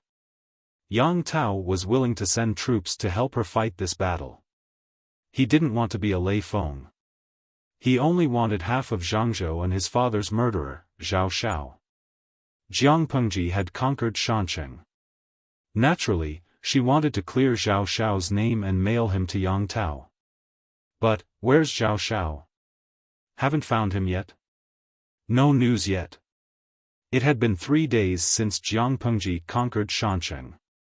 She methodically cleaned up the battlefield, treated the wounded, and counted the losses and supplies. She also sent people to take over Su Bei's troops. Su Bei's entourage was rather luxurious. Many famous people could be found here. Some would rather die than submit. They expressed their disdain and contempt for Jiang Pengji, while others had the inclination to submit to her. However, Jiang Pengji's place wasn't a garbage collection station. Not everyone could join her troops. There were many people under Su Bei's banner. The aristocratic family's power was complicated. Jiang Pengji didn't completely reject the aristocratic family's power. She just didn't want them to take over. If there were clear-headed people, she wouldn't mind putting them in an important position. But there were too few people like Feng Jin. Most of them were experts in politics. They were bent on plotting for their families. They were incompatible with her. Recruiting them would be a disaster. However, there were a few people who often sat on the bench who could still be useful. Han Yu knew these people the best. Jiang Pengji specifically consulted his opinion. Apart from these people, there was a small group of people under Su Bei's banner who were idlers. Xian Zhao is so rich. He doesn't even feel bad for raising these useless people. Jiang Pengji ridiculed them openly. Han Yu was speechless. These few people have a good reputation. To put it bluntly, recruiting them as hanger-ons was just to build up his reputation. Their nature was similar to ornamental potted plants that looked good. Jiang Pengji clicked her tongue and said bluntly, even if you have a good reputation, you can't eat it. Instead, you eat my food, take my salary, and live a better life than me. I don't like it. If I had this spare cash, why don't I nurture another battalion of elites? As a pragmatist, Jiang Pengji hated these feints. As a new counselor, Han Yu could not refute too much. All he could do was to adapt to his lord who did not play by the rules. Send them all back to where they came from. I don't want their lives. Han Yu was speechless. Could it be that the reason why Su Pei had knelt before this person? Before Han Yu could think further, the messenger's voice came from outside the tent. Jiang Pengji lifted her head to let someone in. The messenger said, reporting to my lord, Zhao Xiao has been found. Found it? After cleaning up the battlefield for 3 whole days, Jiang Pengji did not find Zhao Xiao's shadow even after searching through the captives. Where did he hide? Where did you find him? The messenger lowered his head and reported. Jiang Pengji was speechless after listening. No wonder I couldn't find him. He is a coward. Zhao Xiao knew that once the Barbican was breached, his time would come because Yang Tao would never let him go. For the sake of his life, he purposely changed his identity with the servant and disguised himself as an ordinary refugee. He wanted to escape during the chaos. However, he was used to living a luxurious life. His skin was smooth and tender. He did not look like a refugee at all. As mentioned before, men in this era liked to put on makeup. Some celebrities dressed up more diligently than women in pursuit of fashion. As a celebrity, Zhao Xiao was no exception. He often took hanshi powder in pursuit of snow-white skin. His snow-white skin could make 99% of the women in the world feel ashamed. The skin on his face was delicate and there were no pores. His eyebrows and makeup were done well. He was middle-aged and still pursued fashion. He did not grow a beard like other men. At first glance, his eyebrows were even more beautiful than women. Because his disguise skills were not up to par, Zhao Xiao was not protected when he mixed into the crowd of refugees. Instead, he was targeted by a few gangsters. His belongings were taken away by the gangsters. Since he got his wealth, shouldn't he take advantage of his lust too? A group of gangsters who had been destitute for a long time were interested in Zhao Xiao. Poor Zhao Xiao. He met with such a situation in his middle age. Although Zhao Xiao was also a fan of men and did not mind men or women, he had a distinguished status. He had always been the one on top. Since when did he have to be pushed to the ground and be the one on the bottom? The group of gangsters also felt that they were unlucky. They thought it was a beautiful woman. Who knew that when they stripped her naked, they would find a thing that was similar to them? If there was, then there was. They could not tolerate the thing that was bigger than them. Once the fire was ignited, it was unbearable if it was not extinguished. How could it be cut off so easily? Men were men. They could make do with it. They spat twice. A few of them pressed him down. Another person carried a knife and mounted the horse. Needless to say, Zhao Xiao with delicate skin and flesh was much more tasty than ordinary women. The gangsters hadn't had sex for a long time. They were in the mood to fool around for a long time. Of course, The messenger didn't know the details, but he vaguely described Zhao Xiao's experience in the past few days. When Zhao Xiao was found, he almost didn't look like a human. His delicate skin and flesh were covered with bruises. Almost none of his flesh was intact. Jiang Pengji looked down and asked a question. Who found Zhao Xiao? The messenger answered honestly. Jiang Pengji was silent for a while. Han Yu, who was beside her, also frowned slightly. According to the messenger, the process of finding Zhao Xiao was a coincidence. When the scout was patrolling, he saw a few gangsters with messy clothes and strange movements. They looked terrified. Jiang Pengji repeatedly ordered the soldiers not to disturb the people. They were not allowed to bully innocent people.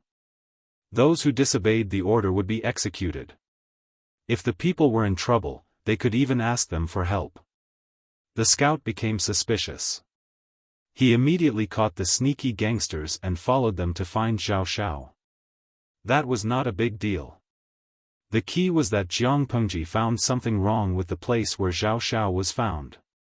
Zhao Xiao didn't leave the Barbican at all, but no one could find him. If it was really the gangsters who hid him and humiliated him, how could they not panic when faced with such a big search? Jiang Pengji frowned and thought for a while.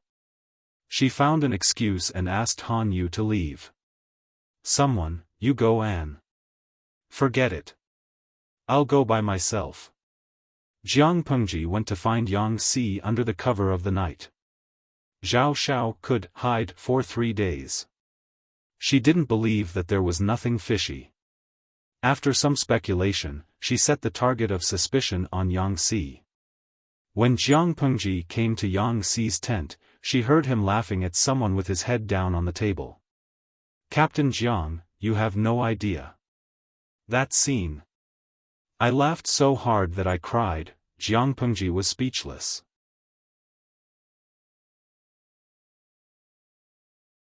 Chapter 12:11. The 14th of February. Jiang Pengji looked at the bullet screen that kept popping up in the streaming room and frowned. Lo Siji Lianmeng, forgive me for being blunt, but everyone here is single. Gui Kai Guo Fengxiu, forgive me for being blunt, but what the person above said is F*King correct. Tudu Feichio, I don't agree with this. I'm only here to watch the single streamer. The audience looked at her, and she looked at the bullet screen. Jiang Pengji snorted coldly and sent a bullet screen with a sneer. Host V, the so-called Valentine's Day is just a promotional method used by businesses to fool their customers. Jiang Pengji's bullet screen was quickly seen by hundreds of thousands of salted fish, and they all exploded. Shisandra Baojiu, the streamer is really a textbook straight man. Bah, straight woman. Xuanxiang Taisho, God is really blind. How can a straight woman like the streamer have beauty CI? Bai Qingxiang, that's unscientific. Jiangtuan is not a fish, unscientific +1. Wei Si's looks were at the top of the streaming room, and no one could challenge his authority. Such an IKEA, gentle, elegant, and restrained perfect boyfriend was picked up by the blind Jiang Pengji. Where was the justice? The salted fish studied hard to pick up girls, and they were still single. How could Jiang Pengji be single? They wanted to celebrate Valentine's Day too. That was probably the real reason why the salted fish kept dissing Jiang Pengji. Even Jiang Pengji could be single. Why were they still single? Fairy Queen's Crimson, streamer, don't you plan to celebrate Valentine's Day with beauty CI? Jiang Pengji rolled her eyes. Silence was better than words, and she perfectly expressed her thoughts. The group of salted fish became even angrier.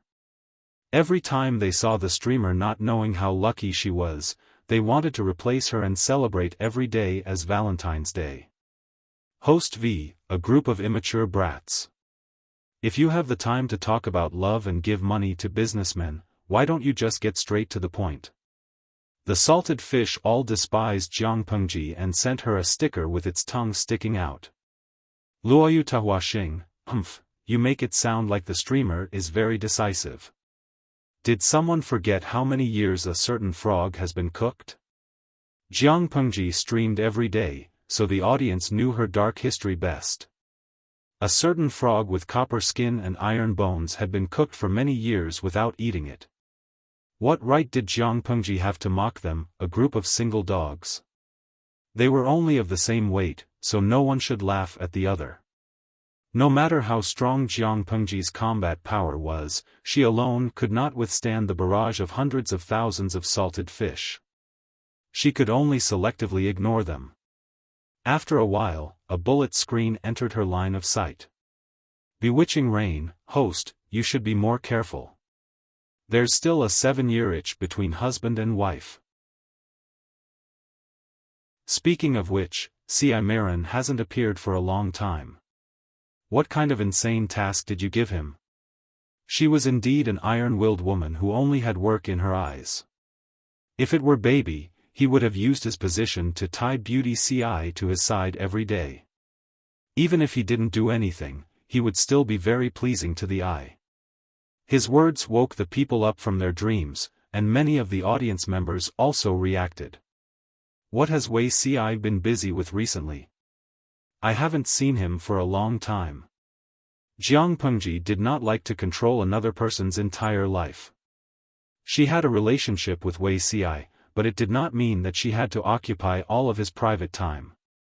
Even though they loved each other deeply, they still needed a certain amount of privacy. However, with the audience's reminder, she had indeed not seen Wei Ci for a while. Well, she kind of missed him. It just so happened that today was another day full of the sour smell of love. Jiang Pengji could not help but be tempted. However, she did not directly go to Wei Ci's residence. Instead, she beat around the bush and asked others. It would have been better if she did not ask, but once she did, things became serious. Zixiao seemed to have saved a musician a while ago and even took her into his residence.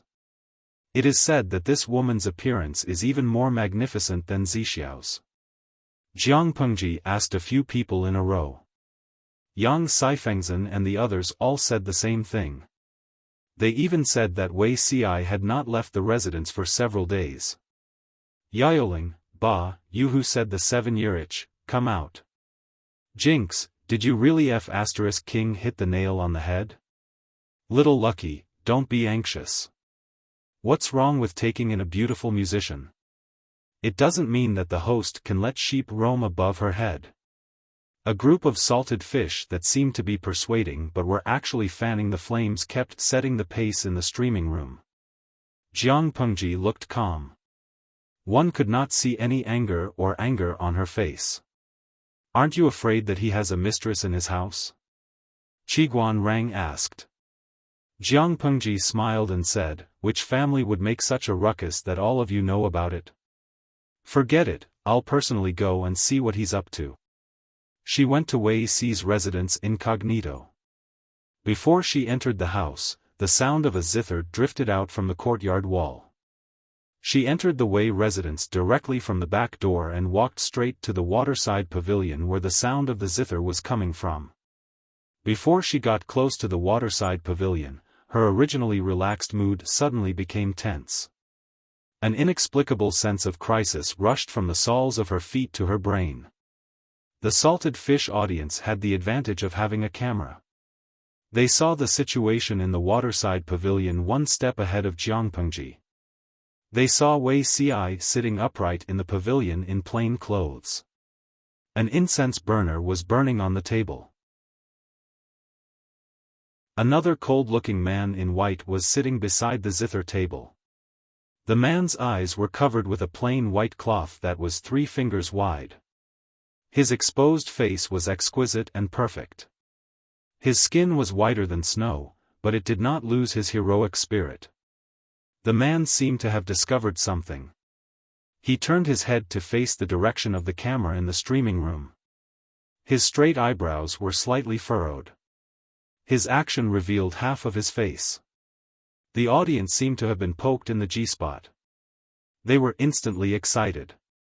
His appearance did not lose to Wei Ci's. The man's temperament was like ice and frost. He had both a sharp and oppressive sword will and a romantic and elegant scholarly aura. He and Beauty Ci sat opposite each other and played the zither. The latter was like a light breeze passing through the mountains. The former was like a sharp and unparalleled sword will. Before they could take a screenshot, the screen of the streaming room went black with a beep. The audience was dumbfounded. F***K, how heyo host, if you have the guts, don't turn off the streaming room. They really wronged Jiang Pengji. She did not have the streaming room at all. She did not expect the streaming to be cut off. She raised her eyebrows with interest and strode toward the waterside pavilion. Zixiao, how elegant. I heard that you saved a beautiful woman. Why don't you call her out for a look? Why are you hiding her? Wei Xi's heart skipped a beat when he saw Jiang Pengji appear. He glanced at the blind zither player in front of him. The other party was blind and could not see Jiang Pengji, let alone discover her identity. He heaved a sigh of relief. Lanting, don't be sarcastic. When did I hide a beautiful woman? Wei Ci went forward to welcome Jiang Pengji. He smiled and said, I was attracted by Brother Luan's zither music a while ago. I was shocked and thought of him as a confidant. Brother Luan is looking for relatives and has no place to stay, so he stayed in the Ci residence for a few days. Looking for relatives? I wonder what the relatives you are looking for look like. I have some connections here. Maybe they can be of help. Jiang Pengji glanced at the blind zither player.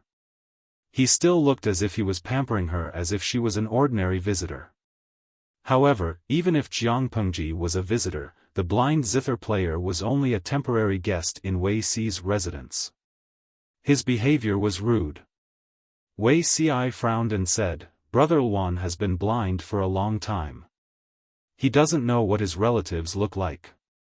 That's why it's difficult to find them. Jiang Pengji sized up the blind zither player and secretly rolled her eyes at Wei Ci. The person's sword will was strong. He did not look like a zither player at all. He looked more like a swordsman.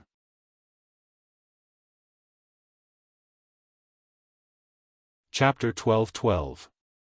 Wei Ci did not practice martial arts, and the musician in front of him was not someone ordinary martial artists could see through. Jiang Pengji did not blame him for inviting a wolf into the house. She discreetly separated Wei Ci from the blind musician and sat directly on Wei Xi's original cushion. Zixiao, I suddenly remembered that I left something at home. Can you help me make a trip? Jiang Pengji was indeed a straightforward girl. The excuse she found was also very stiff. Before Wei Ci could speak, the blind musician suddenly broke into a faint smile. It was as if the snow that had not melted for thousands of years had suddenly melted. It was breathtaking. Jiang Pengji was not fooled. Not only did she not relax, but her brows furrowed even more. Her left hand was placed on the hilt of the god-slaying sword at her waist. All the muscles in her body were tense. Are you nervous? The blind musician in white asked. His voice was different from Wei Xi's. Instead, it was indescribably cold. Just these 4 words made Jiang Pengji suddenly realize that she was so nervous that she was sweating. What was this person's background? As soon as the musician finished speaking, he raised his hand with distinct joints and caressed the surface of the zither. He did not touch a single string, but the pleasant sound of the zither rippled in the air. Jiang Pengji drew her sword and slashed at the man's vital parts. He did not dodge. His smile deepened. Ding! The god-slaying sword that had never failed seemed to see something transparent. The two collided and made a crisp sound. She was fine, but Wei Ci was affected by the sound of the zither. His eyelids felt heavy as if they were filled with lead water. He leaned against the pillar of the pavilion and slid to the ground.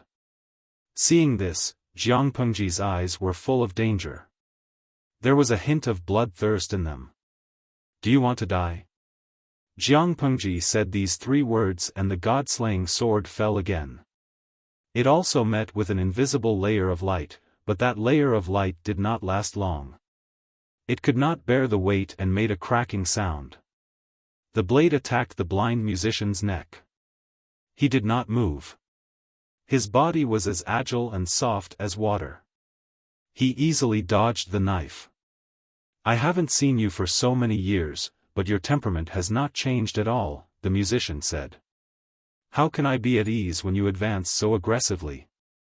When Jiang Pengji heard this, she frowned and stopped. Who are you? The strength displayed by the zither player did not seem to belong to the people of this world. Jiang Pengji could not figure out the other party's identity and intentions, let alone whether he was a friend or a foe. Wei Xiai was just beside her, so she could not use her full strength. Instead, her hands and feet were tied. The zither master said, "You don't remember?" Jiang Pengji laughed angrily. "Should I remember who you are?" The zither master held the zither to his chest with one hand and stroked the air in front of his eyes with the other. The white cloth that was 3 fingers wide dissipated into specks of light with a white light. When the white cloth disappeared, Jiang Pengji realized that the man was not blind at all. Not only was he not blind, but his eyes were deeper and brighter than ordinary people's. "You are," looking at the other person's face, an illusory portrait floated before her eyes. She actually felt that it was somewhat familiar. The zither master said, "You still haven't remembered?" With that, the zither player's zither turned into a long sword, which he carried on his back. Jiang Pengji felt as if she had been struck by lightning.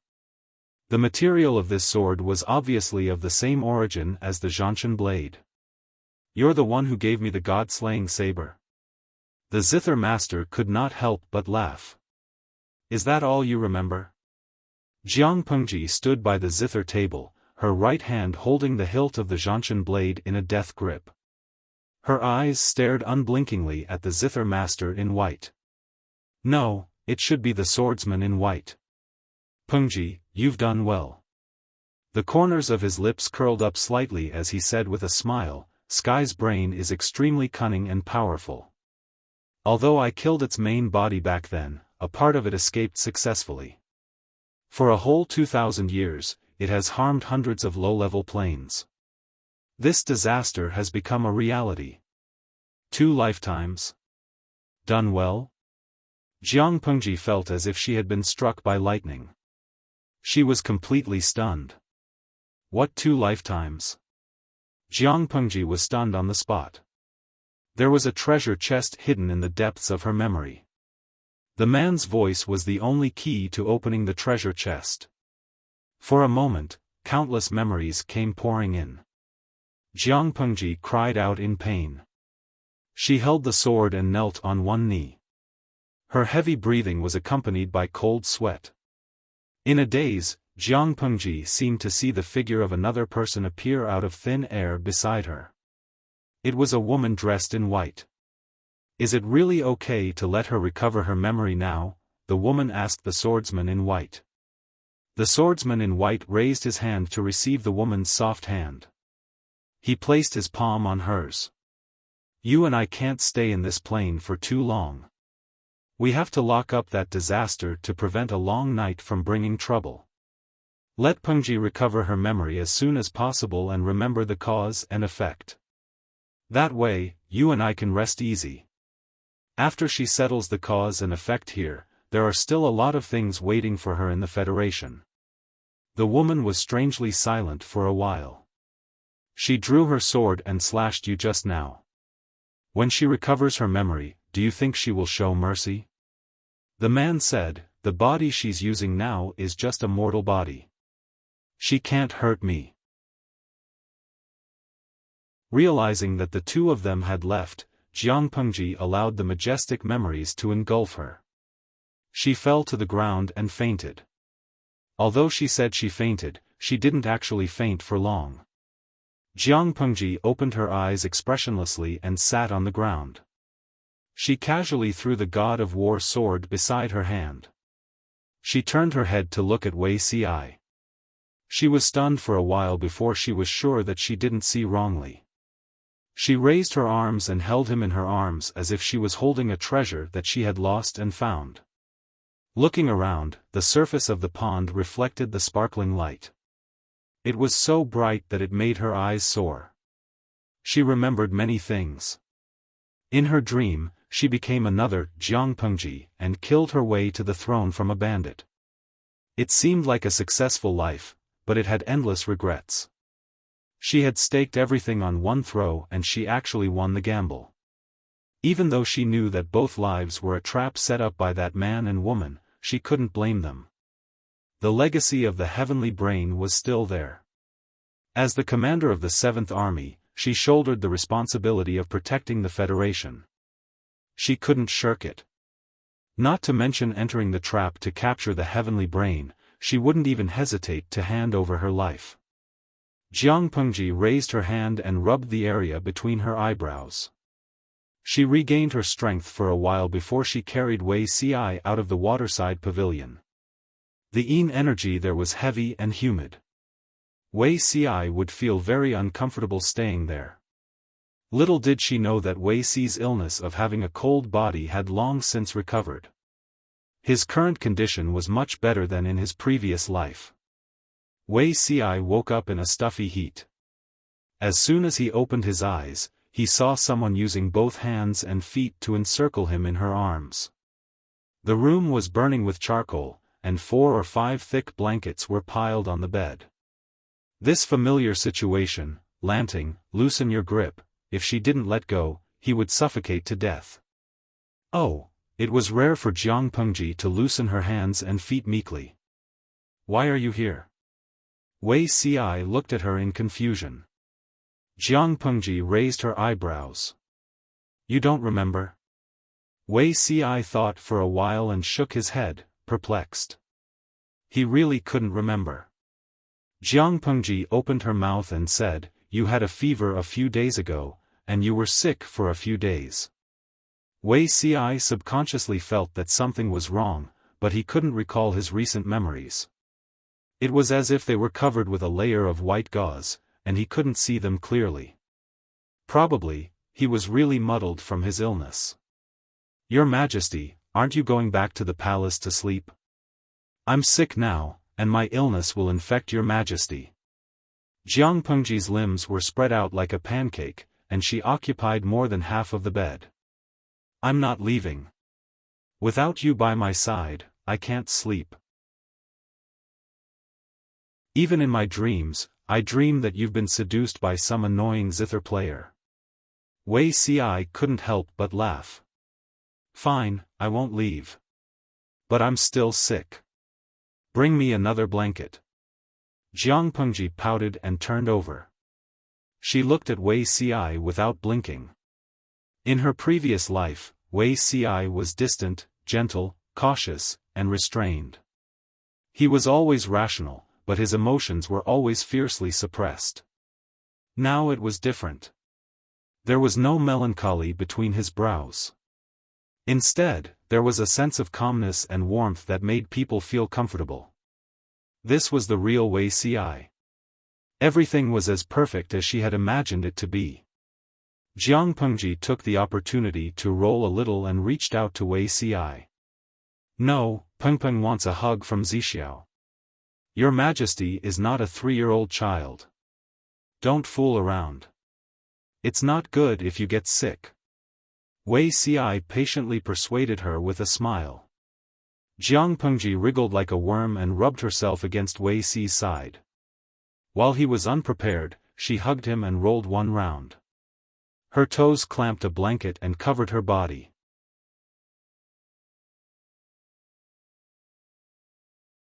Chapter 12-13. Jiangpengji heard Yang Xi's voice clearly through the military tent. He laughed so hard that he hiccuped. It's a pity that Officer Jiang isn't here.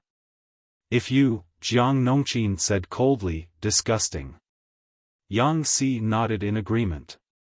That scene is indeed disgusting.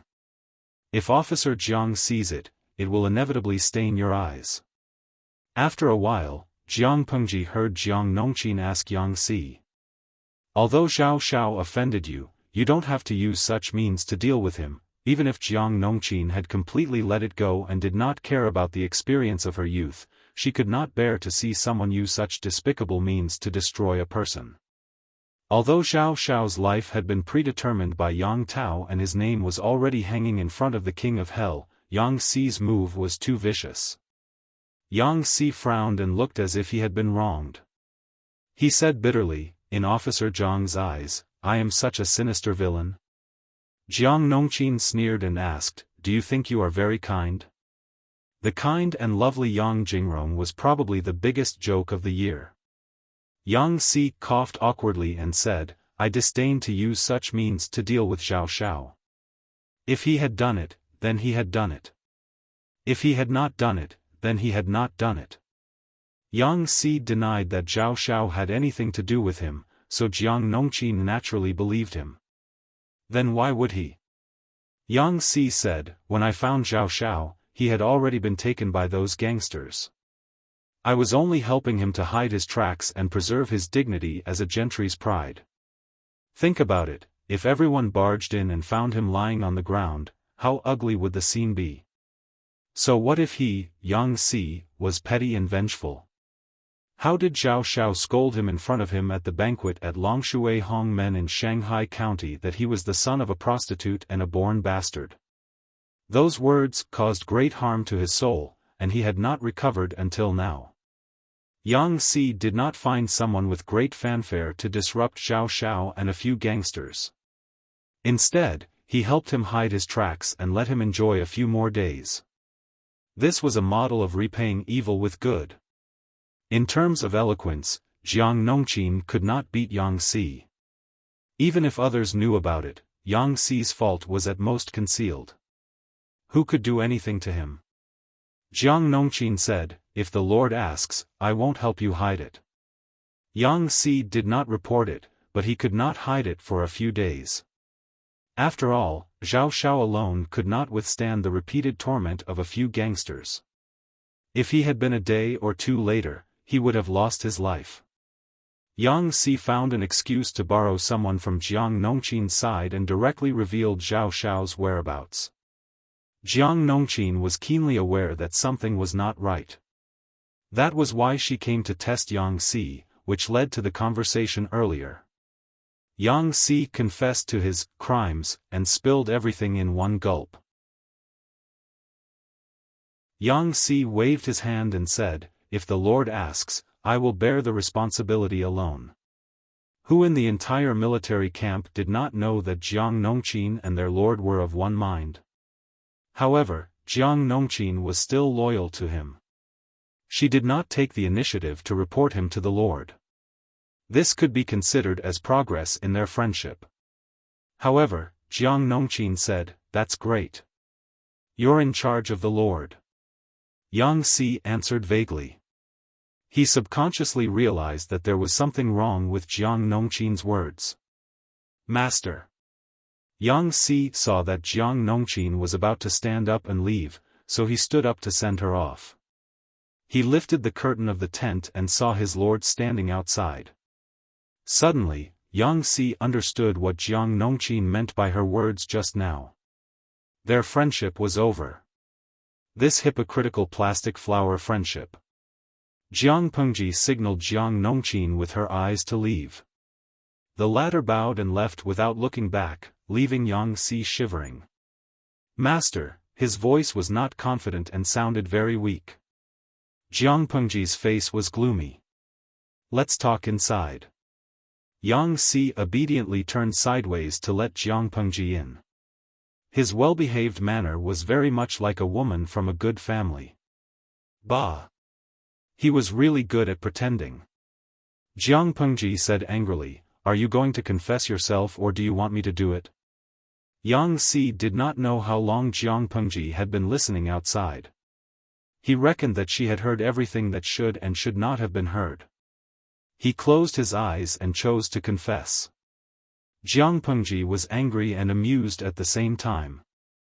I don't care what personal grudges you have with Xiao Xiao, but you shouldn't hide it and not report it.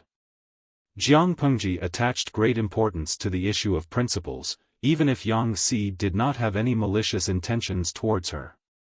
Moreover, if you want to deal with Xiao Xiao, at least clean up the traces. Don't let people follow the clues and trace it back to you.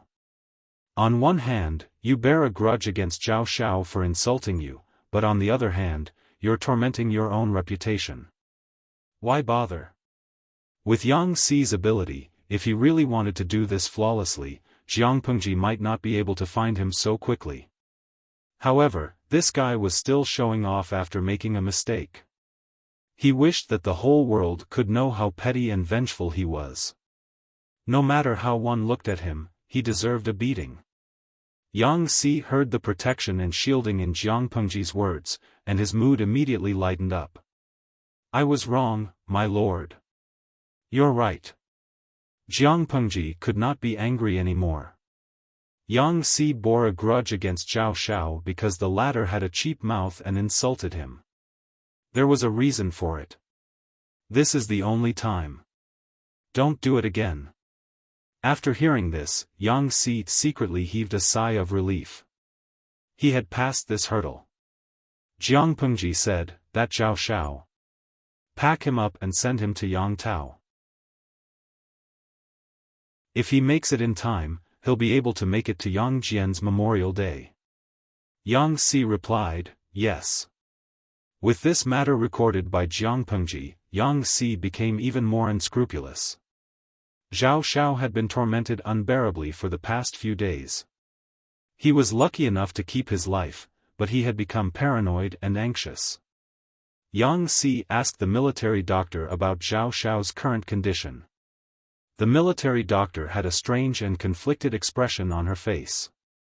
The closed door is not stable. His lower body is damp and hot. He has symptoms of anal prolapse. Moreover, the qi in his spleen and kidneys is weak. His ascites has been leaking for a long time. The military doctor was originally a female soldier serving in the women's battalion. Because of a battle, she became lame. However, she did not want to retire and go home. She simply followed the doctor in the casualty camp and became an apprentice. She was extremely talented in medicine. After a few years, she could be considered to have surpassed her teacher. Xiao Xiao's appearance was too tragic. He was afraid of male contact. In order to facilitate treatment, he could only be taken care of by the female doctor. The military doctor had seen countless injuries, such as missing arms and legs, having their stomachs and chests cut open by swords, and even having hemorrhoids. However, she had never seen a man who had his posterior forcefully pierced through and was badly mutilated. With one look, she could tell that the situation was very intense. This person won't be around for long. We'll have to clean him up and send him away. It doesn't matter whether we treat him or not, Yang Si said. Is he awake now? The female doctor said, he's already awake, but he's still a little agitated. Yang Si smiled. He wanted Xiao Xiao to be agitated. If he could still remain calm and collected after experiencing such a great humiliation, Yang Si would be worried. Xiao Xiao was staring at the top of the tent with his eyes wide open. When he heard the sound of the tent flap being lifted, he thought that it was the shameless female doctors. He became even angrier. As a man, he had stripped naked in front of a woman and stuck out his chest, letting the other party see his embarrassing parts. Even he felt embarrassed and ashamed, but the woman's expression was calm. It could be imagined that the woman's behavior was unbearably dissolute. Yang Si said, Hey, General Zhao, how have you been? Hearing the man's voice, Xiao Xiao's body subconsciously trembled. He turned his head and looked. A familiar face came into view. It's you. Xiao Xiao clenched his fists in grief and indignation and scolded, Get out. Not only did Yang Si not leave, but he also walked forward and sized Xiao Xiao up from head to toe. There was a hint of ridicule in his eyes. That day, General Zhao insulted me for being the son of a prostitute. Now, I want to ask General, how does it feel to be a prostitute? With just one sentence, Zhao Xiao was so angry that he fainted. Seeing this, Yang Si curled his lips in disinterest.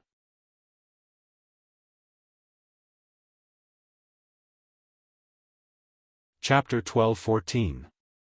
A scholar prefers death to humiliation. Zhao Xiao slowly regained his breath. In his daze, he saw that Yang Si was still there. Blood rushed to his head and he almost fainted again. I didn't want to kill you, nor did I humiliate you. Yang Si sneered, his eyes flashing with mockery. Your life is quite valuable. You can't die now. It would have been fine if you'd died from anger, but you've recovered. It seems that even the heavens feel that this punishment isn't enough. They want you to continue living and suffer. Reflect on what you've done wrong in the past. Zhao Xiao, this is fate. Zhao Xiao was so angry that his anger surged. Just as he exerted force, he felt a tearing pain from the unspeakable place behind him. He was extremely ashamed and resentful. His enemy was humiliating him in front of him. He was so angry that his entire face turned purple. Seeing this, Yang Si smirked even more. Zhao Xiao wanted to rush over and tear his mouth apart. Humph. Are you done being naughty? Yang Si came out feeling refreshed, looking like he was flushed with success. If she didn't know about his feud with Zhao Xiao, Jiang Nongqin would have suspected that he'd done something worse than a beast. Yang Si pretended to be confused and asked with a smile, Captain Jiang, what's naughty? Jiang Nongqin laughed. Naughty. Hearing the word naughty come out of Jiang Nongqin's mouth, Yang Si, who had always been shameless, felt embarrassed. He was an old man in his 30s. Being called naughty by a girl in the tone of an old mother lecturing her son, no matter how thick-skinned he would still feel embarrassed. I won't offend people who don't offend me. Yang Si said with a thick-skinned face. I was just being naughty. Don't do it again. Jiang Nongqin pursed her lips and held back her laughter. My lord is summoning you for something. Don't be late. She came over to pass on a message and to keep an eye on Yang Si. If this person was too ruthless and angered Zhao Xiao to death, how would they answer to Yang Tao? Yang Si flicked the dust off his clothes and said seriously, my lord must be summoning me for something urgent. I'll go over now. Jiang Pengji didn't have anything to ask Yang Si. She just wanted him to be the messenger to send Zhao Xiao to Yang Tao and to find out what Yang Tao wanted.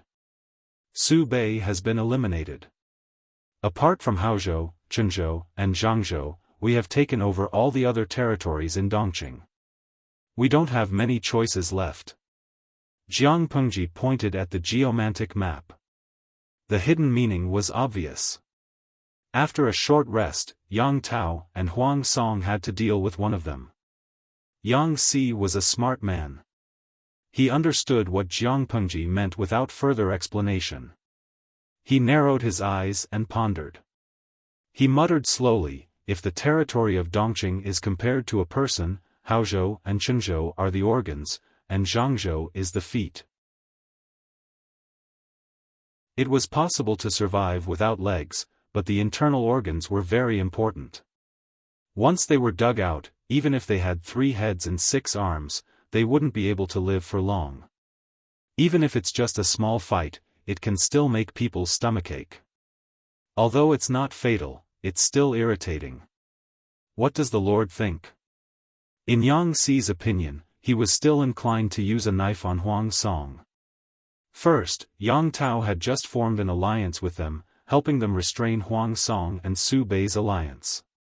Although the alliance this time was for both sides to benefit from each other's needs, if they were to backstab each other as soon as they used up their manpower, it would be quite reproachful.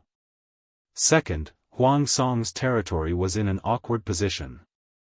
Chenzhou and Haozhou were to the south of Wanzhou, and Zhe County and Hu County were to the north. They were directly at the throat of Jiang Pengji's power. It was like a small circle within a large circle. Huang Song was afraid that Jiang Pengji would take the opportunity to annex him, and Jiang Pengji was also afraid that Huang Song would stir up trouble. If she didn't deal with Huang Song and instead went to fight Yang Tao, she would have to be completely out of her mind. Therefore, Jiang Pengji had Yang Si escort Zhao Xiao as a gesture of goodwill. Analyzing it from another perspective, this was also a strategy of befriending the distant and attacking the nearby. Yang Si's words were exactly what Jiang Pengji was thinking. Jiang Pengji smiled and said, "That's exactly what I meant. Is Jing Rong confident that you can handle this matter?" Yang Si stood up to accept the order. He bowed and said, "I won't let you down." Poor Zhao Xiao didn't know that after he was physically and mentally exhausted, he still had to meet the son of his old enemy. In this alliance, Yan Lin didn't approve of Yang Tao personally commanding the main army. However, his lord was stubborn, so Yan Lin could only take a step back. However, this was also the biggest concession he could make. As the lord, Jiang Pengji could still charge and break through enemy lines at the front lines, while Yang Tao could only squat in the rear and grow mushrooms. His bones were rusty. Although the march was boring, the thought of his father's murderer being right in front of him made Yang Tao feel refreshed. He was full of energy and vigor. He waited and waited. He waited for Su Pei to arrive. He waited anxiously, but Zhao Xiao still didn't show up. "My lord." "Great news," Yang Tao yawned as he picked up his brush and read the bamboo slips. He wasn't good at paperwork. Usually, he could beg Yan Lin to write for him. But now that he was leading the army, Yan Lin already had a heavy burden on his shoulders. Yang Tao didn't want to add to his burden. Xiaoyang was such a good person. He couldn't possibly tire him out. While he was still in a daze, Yan Lin entered the tent like a gust of wind. Although he left in a hurry, he didn't lose his elegance. He was still elegant and charming. "Great. Great news?" Yang Tao suddenly came to his senses. The tip of his brush paused, and black dots of ink stained the bamboo slips. There was a genuine smile on Yan Lin's face. His joy was radiating from the inside out.